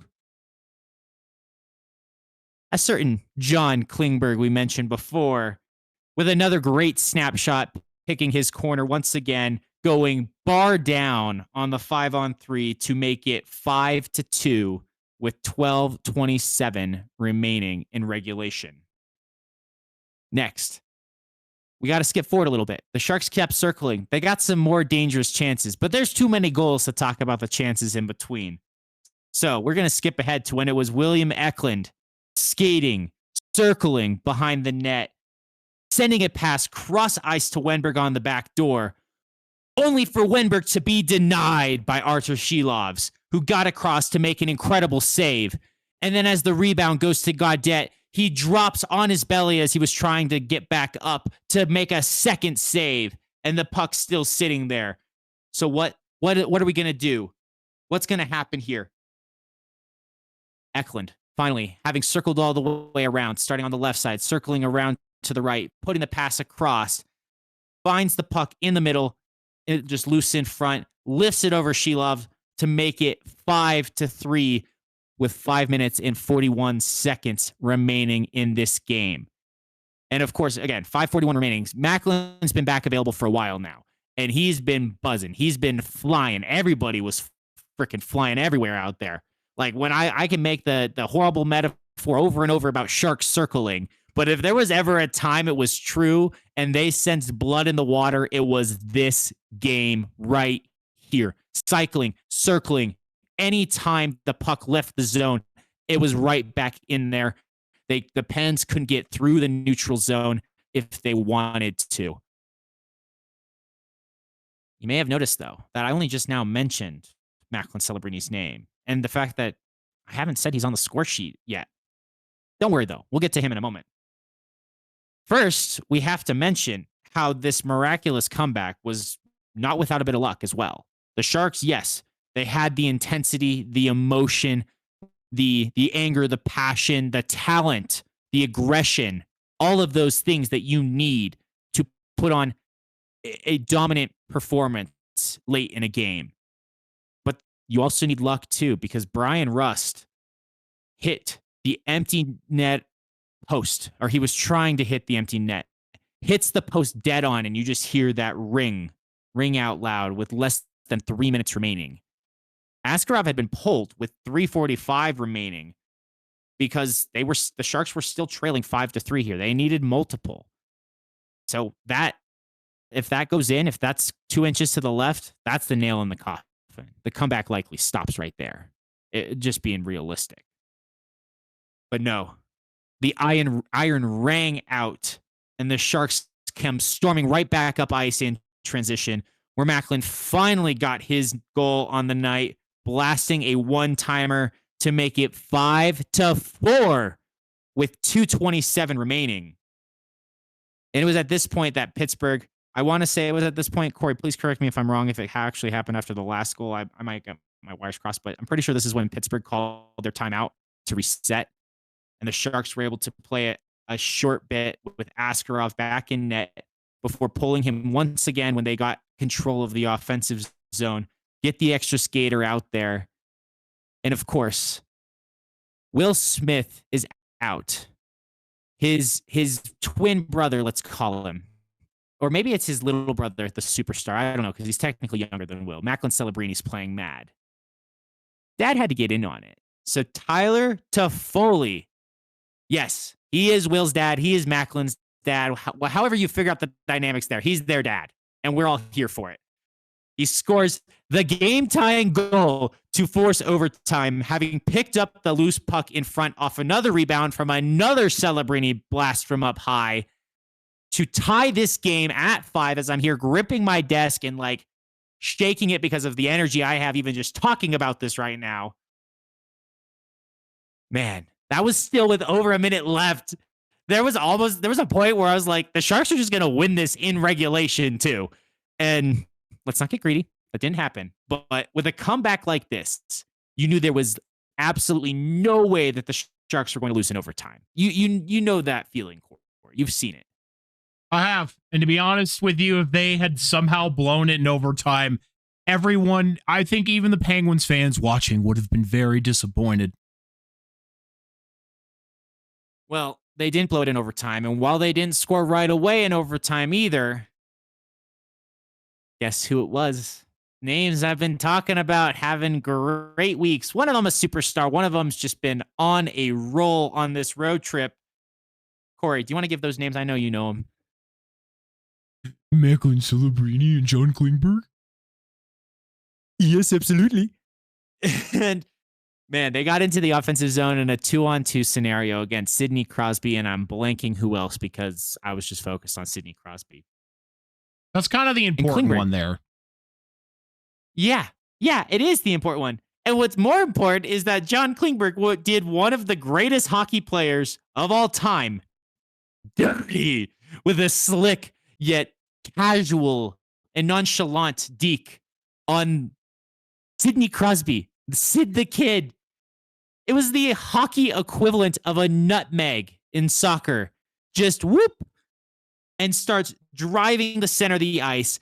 Backhand pass across to Celebrini, who sends the pass back to the far post where Klingberg is waiting to receive it and finish off one of the greatest comebacks in not just Sharks history, but in NHL history as well. I have it pulled up here. I saw it, and it was worth, taking a picture of and noting. It is top 5 latest 4-goal comebacks in NHL history, with having 47-33 at that point in the game, with less than 13 minutes remaining. The Sharks were down 5-1. And in that time of regulation, plus 2.5 minutes of overtime, they turned around to win 6-5 in overtime. Not so fun fact for Pittsburgh. They're also at number 2 on this list with fewest amount of time remaining for a 4-goal comeback in a game against the Buffalo Sabres on my birthday, actually, except for it was way back in 1976. So I was certainly not alive for that one. Just fun fact I found. This is a fun fact. I do love fun facts. And I mention it because apparently the Penguins have this issue of blowing leads because they did it again. They did it again, Corey. The next night. What night was that? It was the literally the very next night against the Mammoth. The Mammoth. They were up 3-0 on the Mammoth, and the Mammoth scored 4 straight to make it 4-3. The Penguins do tie it to force overtime, but the Mammoth win quickly in overtime. So apparently, y'all, if you're down by 3 goals or more from the Penguins in the third period, don't worry. You're still in it. You still got a shot. They've lost 6 straight, by the way, so no bueno for the Pens. No. But we're not here to talk about the Penguins. How about the fact that I mentioned that the Sharks were getting outshot 33-13 after 2 periods? Final shot total was 43-32. I don't know how the Penguins had 10 shots on goal in that period, in that third. I don't know how. I don't remember them. I for the life of me, I cannot picture when those happened. It must have been on the penalty kill, but on the power play. Sorry, when they were on the power play, the Sharks on the penalty kill before they scored, because I don't know what the rest of the period. The Sharks had the puck the entire time. They got 19 shots on goal. Of course, they scored 4 goals. They were just there. They got the puck on their stick every freaking time. Man, I needed this. The Sharks as a team needed a statement win like this. They're still the doubters, but the playoff race, they are in it. And in fact, based on the games in hand their opponents have, right now, they have it secured. They are in control of their own destiny from this point right now. Nobody can catch them based on number of games played unless they drop games. Yes, they're not going to win out. That's not the point of this. The point is they've created enough of a gap that even the teams that have played fewer games than them are far enough back that they could not catch up on just those games alone. So their position in the playoffs right now, the playoff spot they hold, is legitimate. After fluctuating and changing for days, day after day, with Utah and Chicago and Edmonton and now LA in that mix with this wild card, Sharks have that playoff spot. It is theirs to lose right now. Yeah. And they needed, I said I needed this win. The Sharks needed this win for that reason. They needed this win for Will Smith. They did this for Will Smith and for Philip Kurashev. And I don't want Philip Kurashev to be forgotten in this because he went down first and he went down worse. And yes, he's moved through the lines. He's not the young phenom that Will Smith is, and he's going to be the wingman to Macklin Celebrini, hopefully for their entire careers, playing in teal until they both hang him up. But I still think it's important that this win was for Kurashev too. And while I think Macklin still would have responded with intensity if Will goes down, I think the fact that there was more than just one guy made this even bigger and more felt by the whole team because they also had to shift more. I mean, you're basically playing 2-3 lines instead of 4 because Macklin sometimes double shifts anyway. So everybody's getting more time pulling in their weight. So I think it's important to highlight Philip Kurashev's part in this as well. But Macklin made this happen with his response to the hit on Will. Even if he didn't log a point on all of the goals, his anger got this team to play possessed to get the much needed win. Yeah, not much more to say on that. Ooh, I'm going to pause here to gather my breath for a moment. I'm going to take a sip of water, and then I'm going to dive into some cool stats related to this. All right. So I did a quick search, and then I know I have one more game, so I'm gonna go through this quickly with these stats. Looked back at last year versus this year, just because we all know how great this season is compared to last season. When trailing after 2 periods last year, the Sharks were 2-32-5 across the 82-game season. When trailing after 2 periods this year, the Sharks are 3-12-1. It's still not a great winning percentage, and 2 of those wins just came in the past week. But the fact is, they are winning 18.75% of games when trailing after 2 periods compared to just 5%. Absolutely abysmal last year. They have 3 wins in 16 instances of trailing entering the third period, compared to only 2 in 39 opportunities last year. That is insane of a turnaround. When leading after 2 periods last season, they were 6-10-2. So they only led after 2 periods in 18 games last year. This year, they are 11-0-1 when leading after 2 periods. I mentioned something to this effect last time where they were like 9-0-0 or 9-0-1, and when I heard it on the broadcast and I couldn't believe it, but checked it on Hockey Reference, and 11-0-1. All 82 games last year, they only were leading after 2 periods 18 times. This year, it's already been 12, and we're not even halfway through the season, and they've nearly doubled their win total. Simply put, the Sharks have demonstrated they have the ability to finish games now, which was one of their biggest weaknesses last year.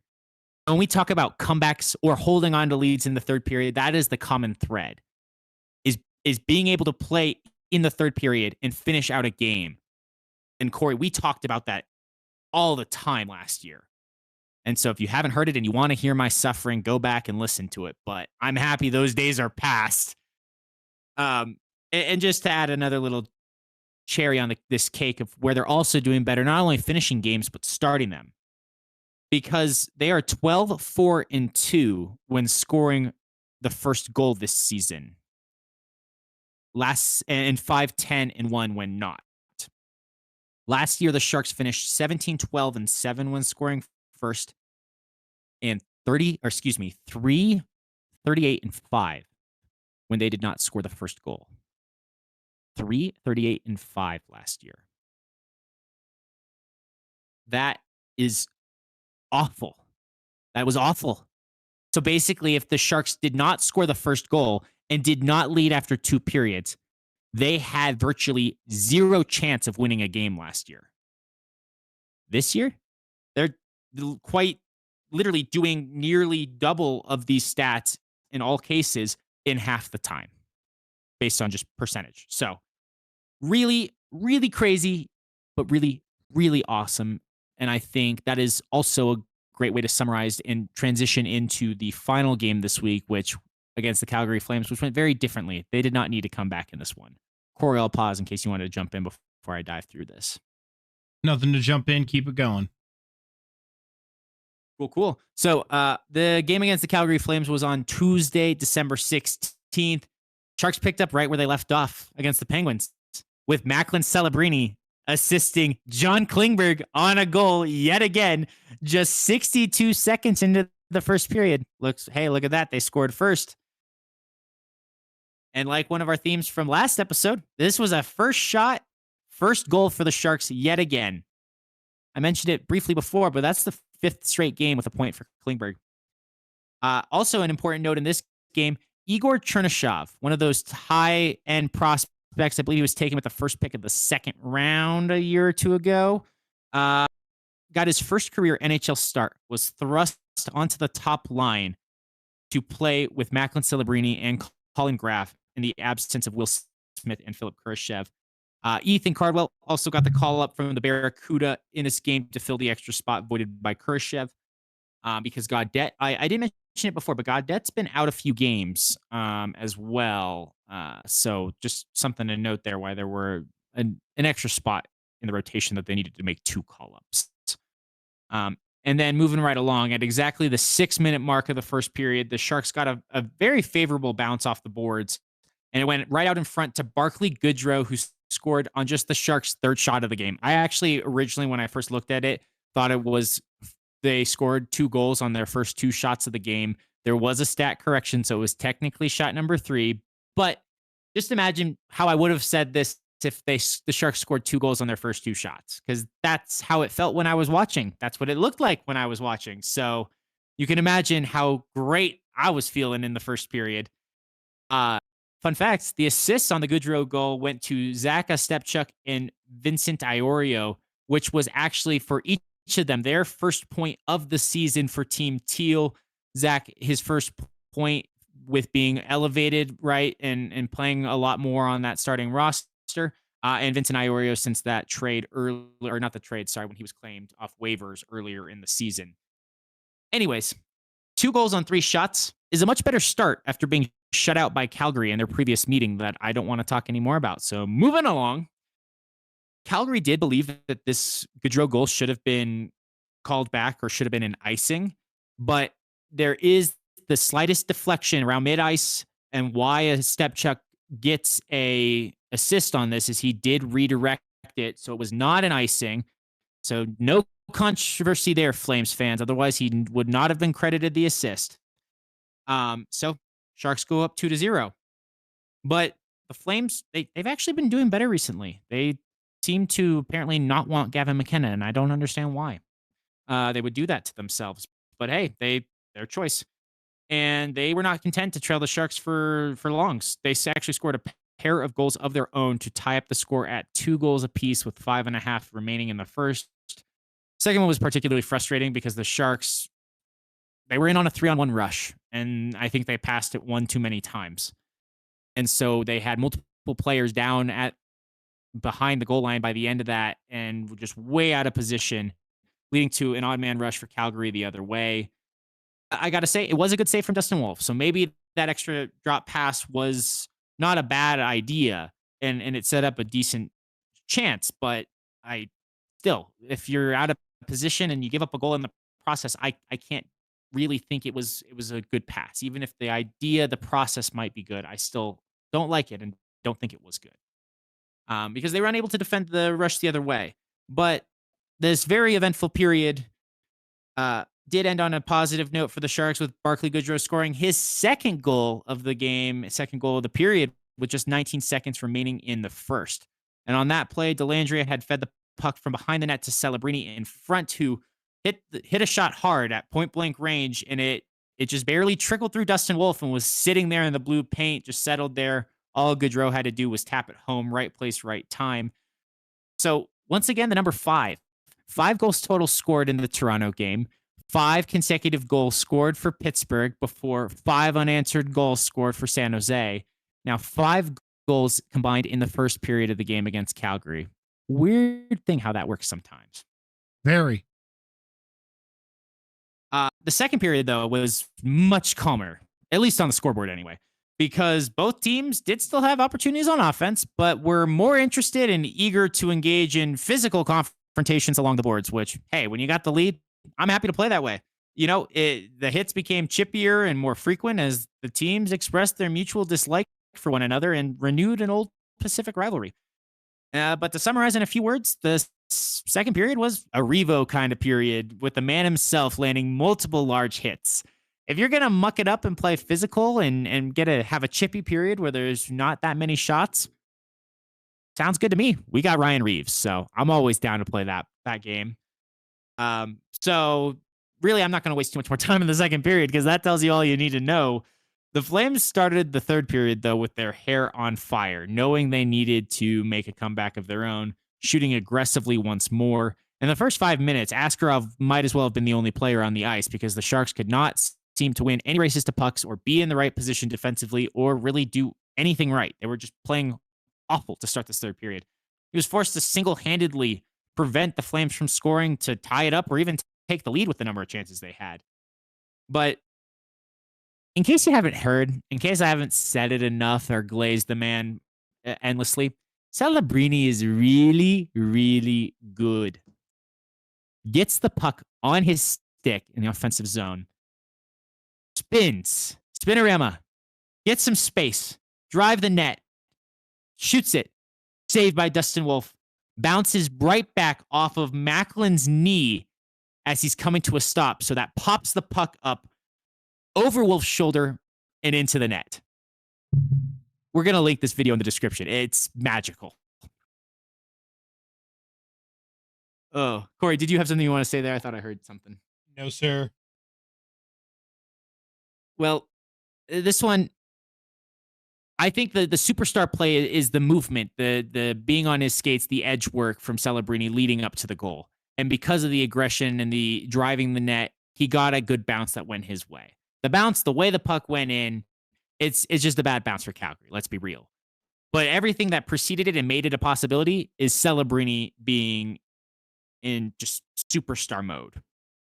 And that was Celebrini's third point of the night, 50th of the season in 34 games.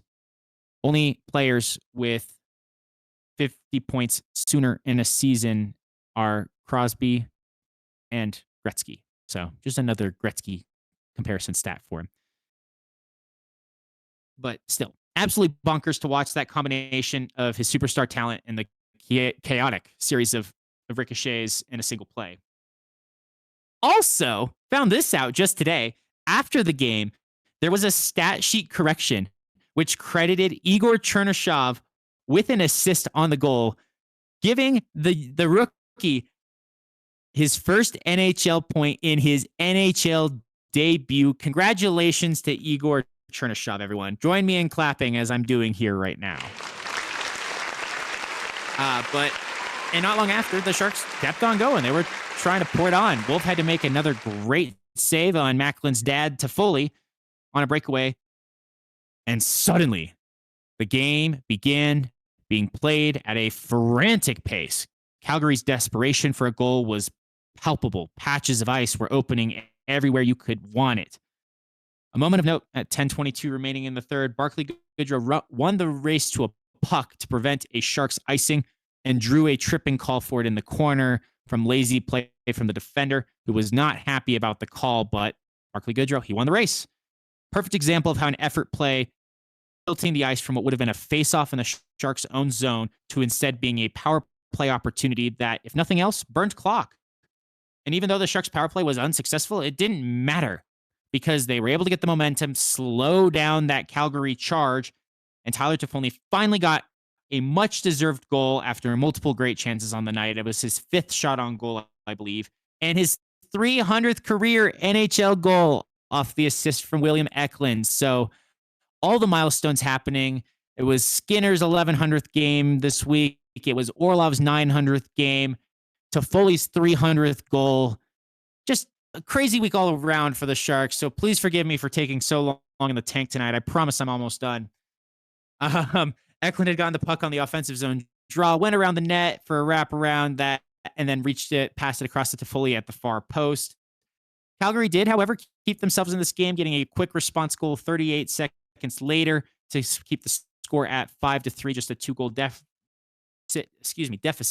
Askarov was not happy about that one and wanted a challenge for goaltender interference, but the Sharks wisely, and I do mean wisely, elected not to take the risk, because if they had gotten it wrong, not only would the goal have stood, they would have given Calgary a power play for a delay of game.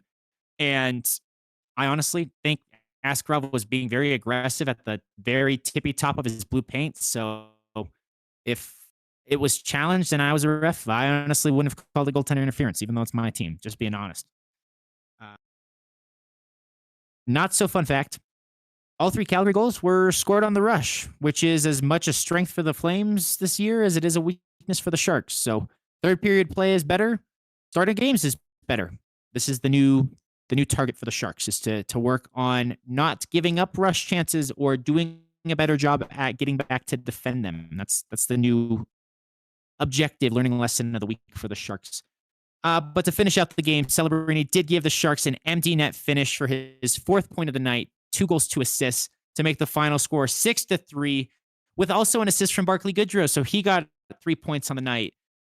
So everyone listening, here's the rundown.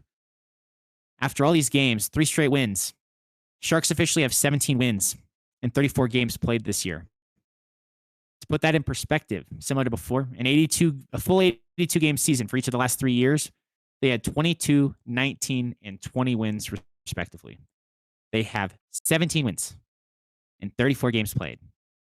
At the start of the year, we said they won't have a problem making 20 wins. And I said, screw it, let's go for 30. Folks, the bar is now 35. This team is capable of winning 35 games this year. And I believe they should expect and set a bar that is no lower than that for themselves, because they are in the playoff hunt with Bedard unfortunately injured, as you mentioned before, Corey, with teams in the Pacific finally showing their true colors for some separation, with Utah being a little bit more mid than expected, that playoff spot is theirs for the taking. I mean, hell, LA looks bad. I think the Sharks will honestly pass LA here in the next 2 weeks. I honestly do. LA's played 2 less games. They're at the same number of points. So LA could create a gap. But honestly, with how both of those teams are playing, I think the Sharks look like the better team. Hope you're right. Boy, I hope so too. Because then we don't have to play you. We can go to Vegas and have another pain series. It's painful either way, honestly. What I want the Sharks to do is, because yes, Edmonton is starting to move up the board, but they're not world beaters either, and they have goaltending issues still, in my opinion, as we talked about earlier. I would love to see the Sharks battle their way up to get a 2-3 matchup against the Anaheim Ducks. So that would I don't be know if fun. I'm bold enough to make that prediction right now, but I want that. That is what I want to happen. So I'm going to wish cast it, even if I don't feel confident in that prediction just yet. But like I said, I've spent so much time in the tank tonight. Thank you, Avalanche fans, for being patient with me and listening to my tale through this week, because it was quite an eventful one in an amazing way. Your 3 Sharks of the week, boy, did they make it tough on me. Total 14 different Sharks logged a point in the past 3 games. For 3 of those players, there was their first point as a San Jose Shark between a Stepchuk, Iorio, and Igor Trinashov, who, of course, scored his first career NHL point on debut. But this week, I did settle on this. Honorable mention, and yes, I can't believe I'm saying it, honorable mention to Tyler Toffoli with 3 goals and 2 assists, actually in just the last 2 games, including his 300th career goal. I could not go without mentioning him, but there were just that many good plays from the Sharks this week, because your 3rd Shark of the week is Mr. Apple Wenberg with 1 goal and 6 assists for 7 points and a point in each game this week. His 1 goal was also that OT winner against Toronto to start off the week. Your 2nd Shark of the week, while he doesn't have as many points, has to be John Klingberg with those 4 goals and 1 assist in 3 games. The active 5-game point streak going back to last week's road trip. And of course, he was the hero multiple times this week, scoring the late tying goal in the final 90 seconds against Toronto to force overtime in that one. And of course, finishing off the Sharks' miraculous comeback victory in OT against the Pittsburgh Penguins. And now, of course, your number 1 Shark of the week. Who else would it be than your captain, my captain, the future captain, Macklin Celebrini, who had 3 goals and 5 assists for 8 points in the past 3 games. Corey, incredible. Thank you for giving me the chance to run with this one and the opportunity to go first. I'm sorry. I'm sure I did not pay attention to my time at all. So sorry about that. I was just in the zone. But thank you for giving that space to appreciate the week the Sharks had. They did have quite the week, and the Avs played too, I guess. Game number 1, the Florida Pussycats. Meow. Was that a good cat impression? Meow. Wow, that you did the cat. That was at the ring cam. That was like perfect.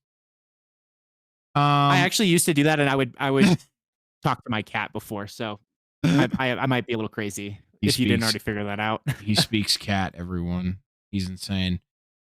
This was the most fun game of the week. 1, because I was there. And 2, because it was an utter domination over the defending Stanley Cup champions. Injuries be damned. This was a good time.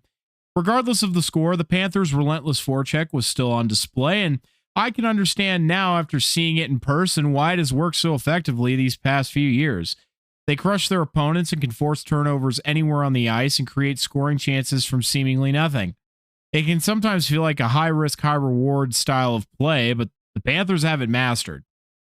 Like most games, though, this one started pretty tight with the Avs getting great looks on Tarasov early, but Sam Mahimski continued to build on his payday with another goal for the Avs blue line, who were massive contributors in every game this week, picking up a solid amount of points. The Avs did get into some penalty trouble that they were able to kill off and got some lucky breaks on, as the Panthers were clearly using the weakest sticks known to man in this game, as I watched several of them explode in the same play. Noah Gregor tied it up for the Panthers earlier than I felt comfortable, and despite there not being many Panther fans, the ones who were there were loud and tried to start "Let's Go Panthers" chants multiple times, even when the Panthers were losing. The Panthers used those power plays for some momentum generation, but Big Cock Brock put a stop to it on a late go-ahead goal. From there on, it was all Avs. The Avs locked it down defensively and took over the neutral zone and the passing lanes, denying the Panthers any easy entries, and they'd quickly get the puck up and out of their own zone. The Panthers would try to get behind the Avs D, but that strategy just kind of stopped working. The Avs eventually began to truly dominate offensively, and I would guess in no small part to their pure dominance in the faceoff dot, winning nearly 75% on the evening. Brindley gets one off of a pad shot from Burns. Thanks again, Dom. And I truly don't know how they're going to take this kid out of the lineup when LOC is back. Brindley is flying out there, and he's noticeable every single game. He got a second opportunity with the Avs, and he is making the most of every moment of it. The pro scouting knew what they were doing when they got this kid. McKinnon gets another from the blue line with Tarasov screened by about 10 different players off of a great play from Gerard, where I thought he should have shot, but he clearly knew better than I and gave it to the dog. Brindley then gets another point by sneakily feeding it up to Lehkonen for a breakaway after the Avs had missed on a couple wow, that is Jesus criminally. The Avs had missed on a couple of breakaways before, but Lehkonen wasn't missing here. Also, unrelated, there were many mullet children in the audience, and I hated it. Did you ever have a mullet, Dom? No, I hate the mullet. I think it's the worst thing that man has created. There wasn't just like one mullet child. The camera kept going around, and there was just mullet child, mullet child, mullet child, mullet child. And they were all with their dads, which was very telling to me. Yeah, I mean, it's apparently the mullet's back. It's either that or the messy broccoli head with way too much product to make it up, where it takes an hour to get right, even though it looks disheveled as hell. And that it's basically those two hairstyles for guys, and that's it anymore. So I refuse, though. I'm going to keep with my basic. I was going to say, I have neither of those hairstyles. What does that mean for me? It means you are awesome and better than this next generation that are cookie cutter and limiting themselves to only two hairstyles. That's what it means. Be your own person. Fair enough. I'm just going to shave it bald at this point. But at this point, Wait, be the Burns. Shave it bald where you just have the massive beard, the bald head and the insanely big beard. Do it. It would look sick. No.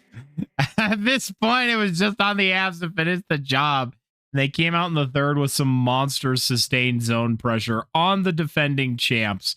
They were eventually rewarded with a Gabriel Landeskog goal that was utterly gorgeous. There were moments of complacency after the Avs eclipsed 40 shots on the defending champs, and Florida got what seemed to be a goober goal off of a weird deflection, but it was ruled a kick, and it was ruled a kick and therefore taken off the board. And then they had a nice passing play to cut the lead to a whopping 6-2. A complete effort on home ice, which the Avalanche will need come playoff time, as they still have not lost in regulation at home.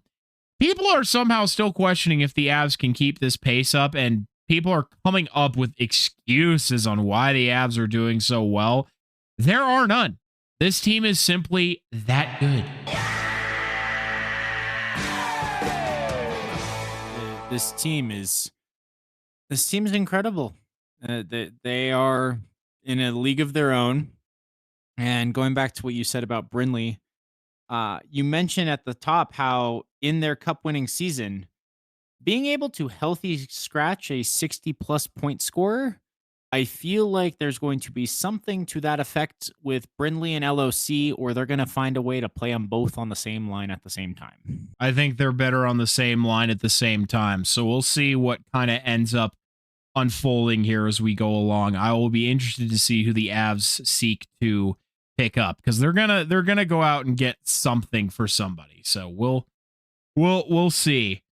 But the Avs did also get some revenge this week. Sweet revenge on Smashville. The Predators played an aggressive team-style game to try and overcome the Avs and their superstars. The Predators always play the Avalanche hard, especially being a division rival and all. They came out swinging, and what I feel people sometimes forget, and perhaps the more casual fans of hockey think, is that a quote ass team, or is that quote ass teams, unquote, are still NHL teams comprised of the best players in the world. Is a team near the bottom of the standings just supposed to roll over and relent to the unstoppable and awesome force that is the Colorado Avalanche? No, and you wouldn't want them to. Every player in the NHL is a competitor, and none of them like to lose. Seeing people talk about how the Avs struggle against bad teams is silly, because any team can win any given night because these are the best players in the world. Also, the Avs have the best win percentage against both the best teams and the worst teams via data-driven hockey. Anyways, the Predators did a good job to keep pace with the Avs throughout this game, and I have to give a shout out to Justus Onanen, former Avs goalie, who stopped nearly 40 shots. Regardless of the score on the board, he played amazing, and if it wasn't for him, the Avs could have ran up the score much higher with some of the chances that they were getting. The Avs continued to strike early and often, and this game was no different, and I'm convinced that Nathan MacKinnon wants 60 goals, and he wants to win one of the scoring titles, whether that's Art Ross or Rocket Richard this year, after coming in second so many times. He is just on a mission. It would not surprise me if he has more multi-point games this year than games with no points, although Macklin Celebrini is the king of this. What was it, Dom? 4-point games? He has 9 4-point games? I believe that is multi. Yeah, he has the most 3+ point games in the league this year at 9. So 3+. McKinnon is tied for second with 7, though, and Nate is tied for fourth with 4. Or excuse me, with 6. Sorry. There you go. You also love to see, though, the third line get rewarded for the efforts that they put in. Even if it's off a wonky deflection, you have to create your own luck sometimes, and that is what Jack Drury did, assisted by the great Cale Makar. While the Predators did well to keep pace with the Avs and even outshot them at a couple junctions, the Avs never really felt out of control during this game, and in moments where breakdowns happened, Wedgwood was there to answer the bell. It continues to be a fact that the difference this goaltending has made cannot be understated. The Avalanche are a great team, but who wins a hockey game is determined by, in my mind, who makes the least amount of mistakes and how you capitalize on your opponent's mistakes when they are made. The Avs still make mistakes. They always will. It's nearly impossible not to, whether they are unforced errors or not. The Preds got 2-on-1, but Wedgwood tonight or Blackwood another can bail this team out consistently. And I am beyond thankful for it. I'm beyond thankful to Mike Greer and the Sharks for giving us Mackenzie Blackwood in exchange for Alex Georgiev. What a blessing. You're welcome. It's okay. You have Askarov now, who's awesome, so you don't miss Blackwood nearly as much. That is an accurate statement. And Ned also has been playing well. He has been a very serviceable backup goaltender. I'm sure the Penguins are missing Alex Nedeljkovic right now. Although Shelov's been okay. The Avs can score 5-on-5, 4-on-4, and apparently even 6-on-5 during a delayed call thanks to Victor Golifson. But 5-on-4 is just an impossible task. Perhaps we go goon mode and just take an incidental to make it 4-on-4, every time. They can also score 5-on-6 as Nichushkin chipped in an empty net goal out of pure spite. Not just because he got errantly high sticked in the mouth and then it not get called, but because he got robbed all night long on a couple great chances. The entire second line, if you look at any post-game reports, statistically is generating an absurd amount of offense while being defensive stalwarts. They aren't just they just aren't finding the back of the net because a goalie, or a good amount of the times, a post is in the way, especially in the case of Gabriel Landeskog.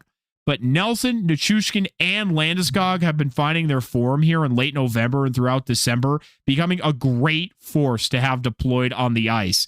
And they have the skills to get mixed up and play with anyone. They all had a great game against Nashville. You know who didn't have a great game? Former Av Tyson Jost. He got into penalty trouble with multiple calls, and he just wasn't great. He did get a garbage time goal that meant nothing other than pride and continuing the trend of former Avs scoring against their former team. But just a solid all-around game by the Avalanche. Not too much more to say here, except for everything Dom's about to hit you with, his infinite wisdom.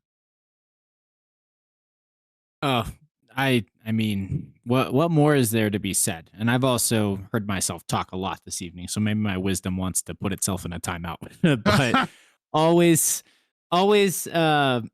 happy to see those pitiful. I personally hate the yellow in the Nashville jerseys. I think it looks egregious. So always happy to see them lose. The way you had to thank us for your goaltender. Thanks, Nashville, for asking. That's all. Yeah, you're right. You're right. The connection is there. I think you'll have a lot to say on this one, Dom, because this is where things get a bit more personal, shall we say. Anyway, the Kraken. The Kraken played an aggressive team-style game to try and overcome the Avs and their superstars. Wait. This was not an enjoyable game to watch. But first things first, I genuinely have to commend the Kraken. They came at the Avalanche with a full team effort, and Grubauer played a great game, which, according to his stats, he always tends to do against the Avs. .918 save percentage against the Avs in his career, by the way. Where I thought the speed and skill of the Avalanche may be too much for the Kraken in the early going was quickly nullified as the Kraken were insanely strong on the puck. The Avs couldn't shake the Kraken off of it when they had it, and if the Kraken didn't have it, they took it. They had very quick ups, as whenever the Avs would generate a chance or opportunity, the Kraken would steal the rebound and quickly move the puck up the ice through the neutral zone and get behind the Avs D for a chance of their own. Mackenzie Blackwood was a massive difference maker in this game with plenty of highlight reel and 10-bell saves, including a crazy scorpion-style save where the puck was rolling on his back and he had to curl his leg to trap it. But he had over 3 goals saved above expected, which for a single game is a lot. The metrics were that the Kraken were expected to score over 6 goals based on their shots, but only managed to find 3 thanks to Blackwood. Dom, did you happen to see this crazy scorpion save? I don't think I was able to watch that one when it happened live, since the game was still on for the Sharks versus Calgary at the same time. The one that they're highlighting the most from Blackwood is one where he basically had to lay on his back and like smother a puck in his armpit. But once again, I think the highlight people are pulling the wrong highlight out of the game. That they did the same with Wedgwood against the Islanders. Both these guys have had some crazy saves, and it feels like the highlight people are like, ah, yes, this one. But no, that is the wrong one. That is not the best one. But anyway, the Kraken, a team who struggled to generate offense, couldn't not generate offense tonight. I took a look at the Kraken's game log because I had a hunch and was proven correct. To prove how much offense the Kraken managed to generate on the league's best defense, this was their highest shot total across any game so far this season, with 37 shots. To put that into perspective, the Kraken have only managed 30 shots, over 30 shots or 30 or more shots. Let's put it that way. 30 or more shots in a game 9 times across 31 games. They have had less than 25 shots 15 times, nearly half their games. Compare that to the Avalanche, who, get this, Dom, have had more than 30 shots 25 times. The Avalanche only managed to outshoot the Kraken by 1 by game's end. Good Lord. Upset that the Kraken, or screw the Kraken being that close and Grubauer doing Gru things in the Avalanche, but that, holy, 25 times in what, 35 games, 34 games? 31. Oh, you guys have only played 31. Yeah. 25 out of 31 games. You've had at least 30 shots on goal. Correct. The Sharks very rarely, I feel like, crack 30 shots. I mean, maybe not very rarely, but it's certainly less than half of that number. So that is insane. So yeah, good times. So of course, this had to be the one where the Kraken generated all of their offense and probably the most offense for the season. This was a true stolen game by the Avalanche, as the deserve to win-o-meter via money puck heavily favored the Kraken. And why wouldn't it? The Kraken generated chance after chance after chance and got second and third opportunities on pucks and flurries that they put in the back of the net. They ate the Avalanche alive in transition and didn't allow hardly anything in the neutral zone. They clearly had a game plan on how to approach this Avalanche team, and they executed on it nearly perfectly. They absolutely swarmed not just the puck carrier, but the puck itself, and had the Avalanche consistently scrambling on defense, which gave the Kraken power play opportunities when they forced a normally very sound defense into mistakes. They simply had the Avalanche on their heels a large majority of this game. They even scored on the number one PK despite having a poor power play themselves. There was never a point where I felt comfortable or confident watching this game. Usually when the Avs take the lead, they just take it and hold it without issue. But with the way the Kraken were dialed in, I was on the edge of my seat the whole way, and not in a nice way. Also, I'd just like to say that some of the calls I saw made in this game, I have genuinely never seen before. I don't mean to say that I thought the game was poorly officiated, but seeing the matching double minors that after Manson absolutely clocked Mason Marchment, but also have it go to Burns and Montour, or the Manson hand over puck, which led to a penalty shot. It was just weird. But yes, Dom, Mason Marchment got punched in the face many times by Josh Manson. It was very nice to watch and look at. I'm sure that was therapeutic for you. Did you get like a screen grab of that whenever you're having a bad day? I did not get a screen grab of it, but I mean, like, it's funny because Mason Marchment refused to drop the gloves, so Josh Manson just said fuck it and punched him in the face with his gloves on, and he caught him good. Like, he caught him hard. It was very nice. Maybe the Kraken fans can finally get over themselves and boo Manson instead, then, because they need to get over themselves. Oh, we'll get to that. We will get to that. However, there is something that the Kraken are missing that the Avalanche and even the Sharks have that have allowed them to overcome in games, and in this case, in this game. True game breakers. The Avalanche, first of all, are the best third period team with a plus 30 goal differential. That's not a plus 30 goal differential overall. That's a plus 30 goal differential specifically in the third period, which is more than most teams' total goal differential. The Avalanche have only ever trailed by one in this game and were able to rally multiple times to push for the comeback. But they also have players like Nathan MacKinnon, who can have a terrible game by his standards or be shut down for 40 minutes and still take over for a period and completely turn the tide in the Avalanche's favor. That included an absolute missile off of the ass of Adam Larson. But the Avalanche simply went to work in the third. And in a game where I thought the power play might be the reason they finally lost a game, it was the difference maker in the positive direction. The Avalanche power play genuinely looked great in this game with 7 shots across the first 3 attempts, but bad luck and good goaltending kept it from going in until chance number 4 when Big Cock Brock was able to tuck it in to a wide open net. He's been consistently rolling as of late, and now he comes up big on the power play. Then you have Gabriel Landeskog absolutely hustling on an empty net dump in to prevent an icing and kill more clock and eventually set up the play that helps the Avs seal the game with an empty netter. It was an absolute grind, but the effort was rewarded with a win. Well, I'm glad to say I got to watch those final few minutes and see that final empty netter. So I did not have to have the same degree of edge on my seat. I was also flying high off of the Sharks win over Calgary. I know that you had a night, much calmer night than I did. certainly so.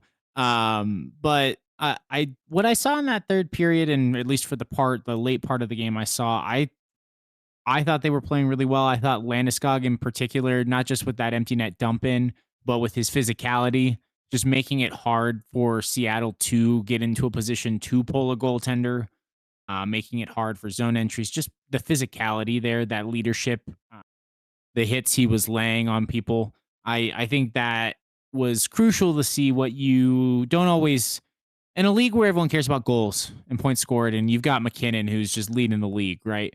I think making sure to give Gabe his credit as well is something important there. Yeah, and you're actually not the only person to note that. Multiple analysts and commentators, like, they pointed out the exact thing that you just mentioned. So, and I mean, that was the case the entire game. So it's good to see or hear that even somebody who only watched a few minutes of that game could see just how much that Landeskog was putting in. And it continues to prove the point for the people who are like, oh, you know, he'll play sheltered minutes, or maybe he'll take some games off here and there. He probably won't play all 32.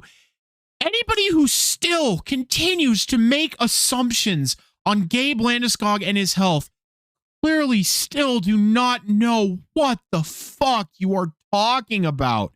You don't. And so you need to stop fucking guessing.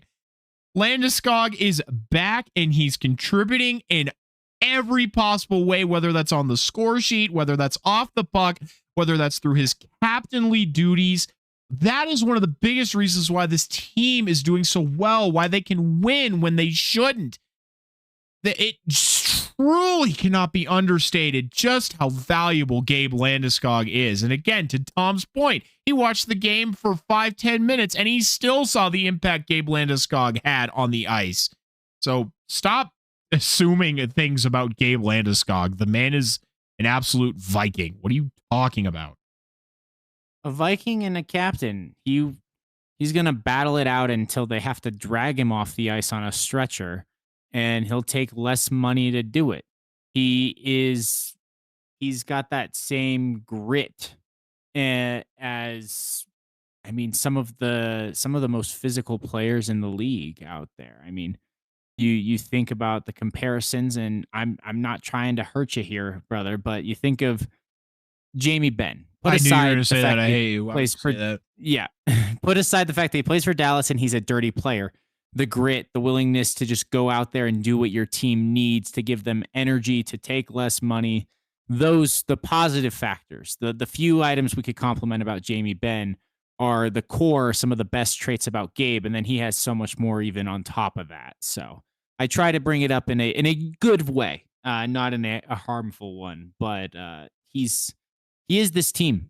It wasn't just you who said it to me, but this team this year, first regular season with him back in the lineup since the Cup. And this is what they're doing. Yeah, what a shock. The last couple of years might as well didn't happen. It's like we were in a coma and he woke up, and it went from 2022 to 2025. Nothing in between mattered. This team is right on par, right at picking up where that team left off.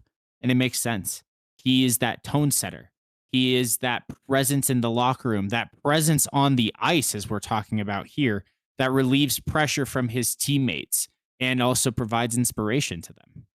Yeah, Ross Colton said when Landy talks, you listen. He said everybody in the room perks up.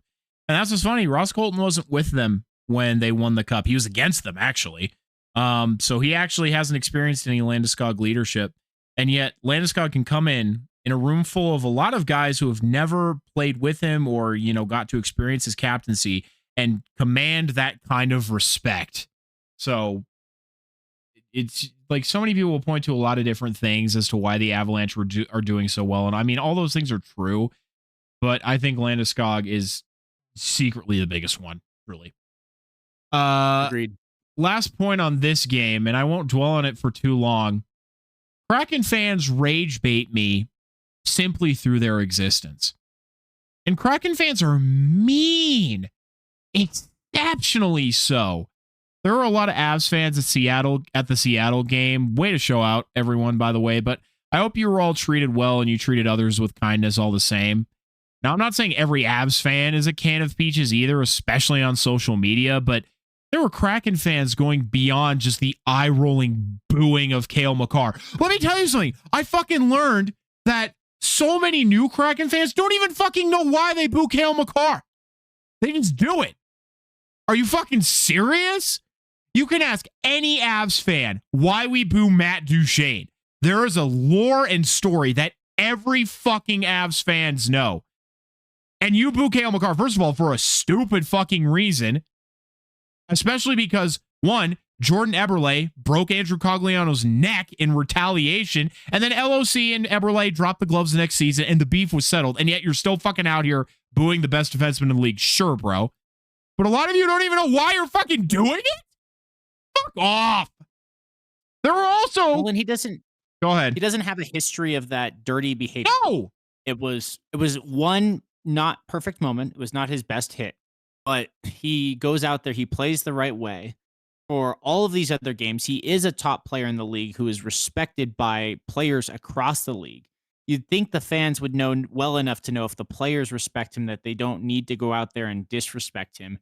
And it's just disappointing. It's sad to see the group think and just the ease that people can go to a path of hate without knowing why. Just very, very unfortunate to see. And the Kraken are regrettably an example of that. Yeah, not to mention the Kraken won that series. What more do you want? Like, you got everything out of that you could have possibly wanted. And you're out here saying, we need to start a rivalry. We need to start a rivalry. Fuck off. There is no rivalry here. And there were people, Kraken fans, posting and hoping for Cale Makar to get injured in this game, specifically after certain plays, like he took a puck off the skate, and people hoped he was injured. Have some class. I don't like Mason Marchment, and apparently Kraken fans don't either, but I don't hope that he gets injured. I'm good if Josh Manson punches him in the face, but I don't want someone to not be able to practice their livelihood. But posting gifs of shit and coming and talking absolutely foul-mouthed shit in Avalanche comment sections far before the game is even over is insane. But a friend told me that you must be doing something right for people to hate on you that hard and to call the Avs, this is a real comment that I read, the most overrated team in the league, which I found very funny. But Avs fans, let's not give these folks the time of day. They clearly think about us far more than we think about them, so stay out of their comment sections and just let them be. Try and treat other hockey fans with respect, even if they don't do the same to you. The product on the ice does all the talking for us. That right there. Let the hockey do the talking. Walk higher with your chin held high. Be the bigger team, bigger person, because you can. You have the easiest opportunity, Avs fans, to be the bigger person, because you can just say, look at the scoreboard. Look at the record. Like, anytime, and I know this isn't football, and I know I always get hated for it, and I still don't care. Anytime the Patriots get hated on, I just say one word: rings. That's all I got to say. Fuck you. Get out of here. Well, the Avs are gonna. The Avs can say that too. Think about the number of cup wins you have, even though as the Colorado Avalanche, you've been around for less years than the Sharks, and you're on your way to another one this year. So you got the same excuse if you want to use it, Avs fans. The overrated comment genuinely has to be bait. Like, I don't want to talk about it for too long because we're already way over time here. How the fuck can you even say that? Like, genuinely, how can you even say that? Overrated? Like, what? You could say they were overrated if they were in the middle of the pack and people were rating them high. Brother, they have 2 regulation losses. They haven't lost a home game. What are you talking about? And, you know, some people were trying to say, like, oh, you know, they have such a hard time beating bad teams, blah, blah, blah. Like, what? But we still win the game. What would you like us to do? I'm sorry we don't put up fucking 10 on every game or on every team we play. We put up at least 4, which is more than most teams. But anyway, I'm letting myself get all worked up for no reason here. Your 3 players of the week are Nathan MacKinnon, because I could make him a player of the week every week. So not much needs to be said there. Sam Malinsky, really big contributor along with the rest of the defense, and Josh Manson because he punched Mason Marchman in the face. Literally, that is the only reason. Your fun fact Josh this week. Manson. Oh, yeah. Your defense is my favorite, honestly. love our You have defense. Cale Makar, who is just the most enjoyable player to watch. You have one of my favorite players of all time, top 5 in Burnsy. And remember, when we watched that Lightning game, I didn't know Josh Manson's game, but I respect it. I love it. I love Josh Manson's game. So I can say all the things, the embarrassment of offensive riches and future I have on the Sharks.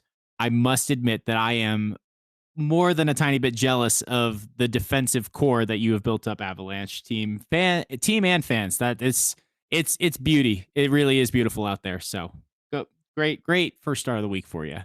Oh, yeah. No, Josh Manson's like super underrated, and he's had a really big bounce back season this year. I mean, knock on wood that he continues to stay healthy as he has. But yeah, he's had a great year, and it was nice that they ended up actually locking him up for a little longer at a slightly cheaper contract. So gotta love it.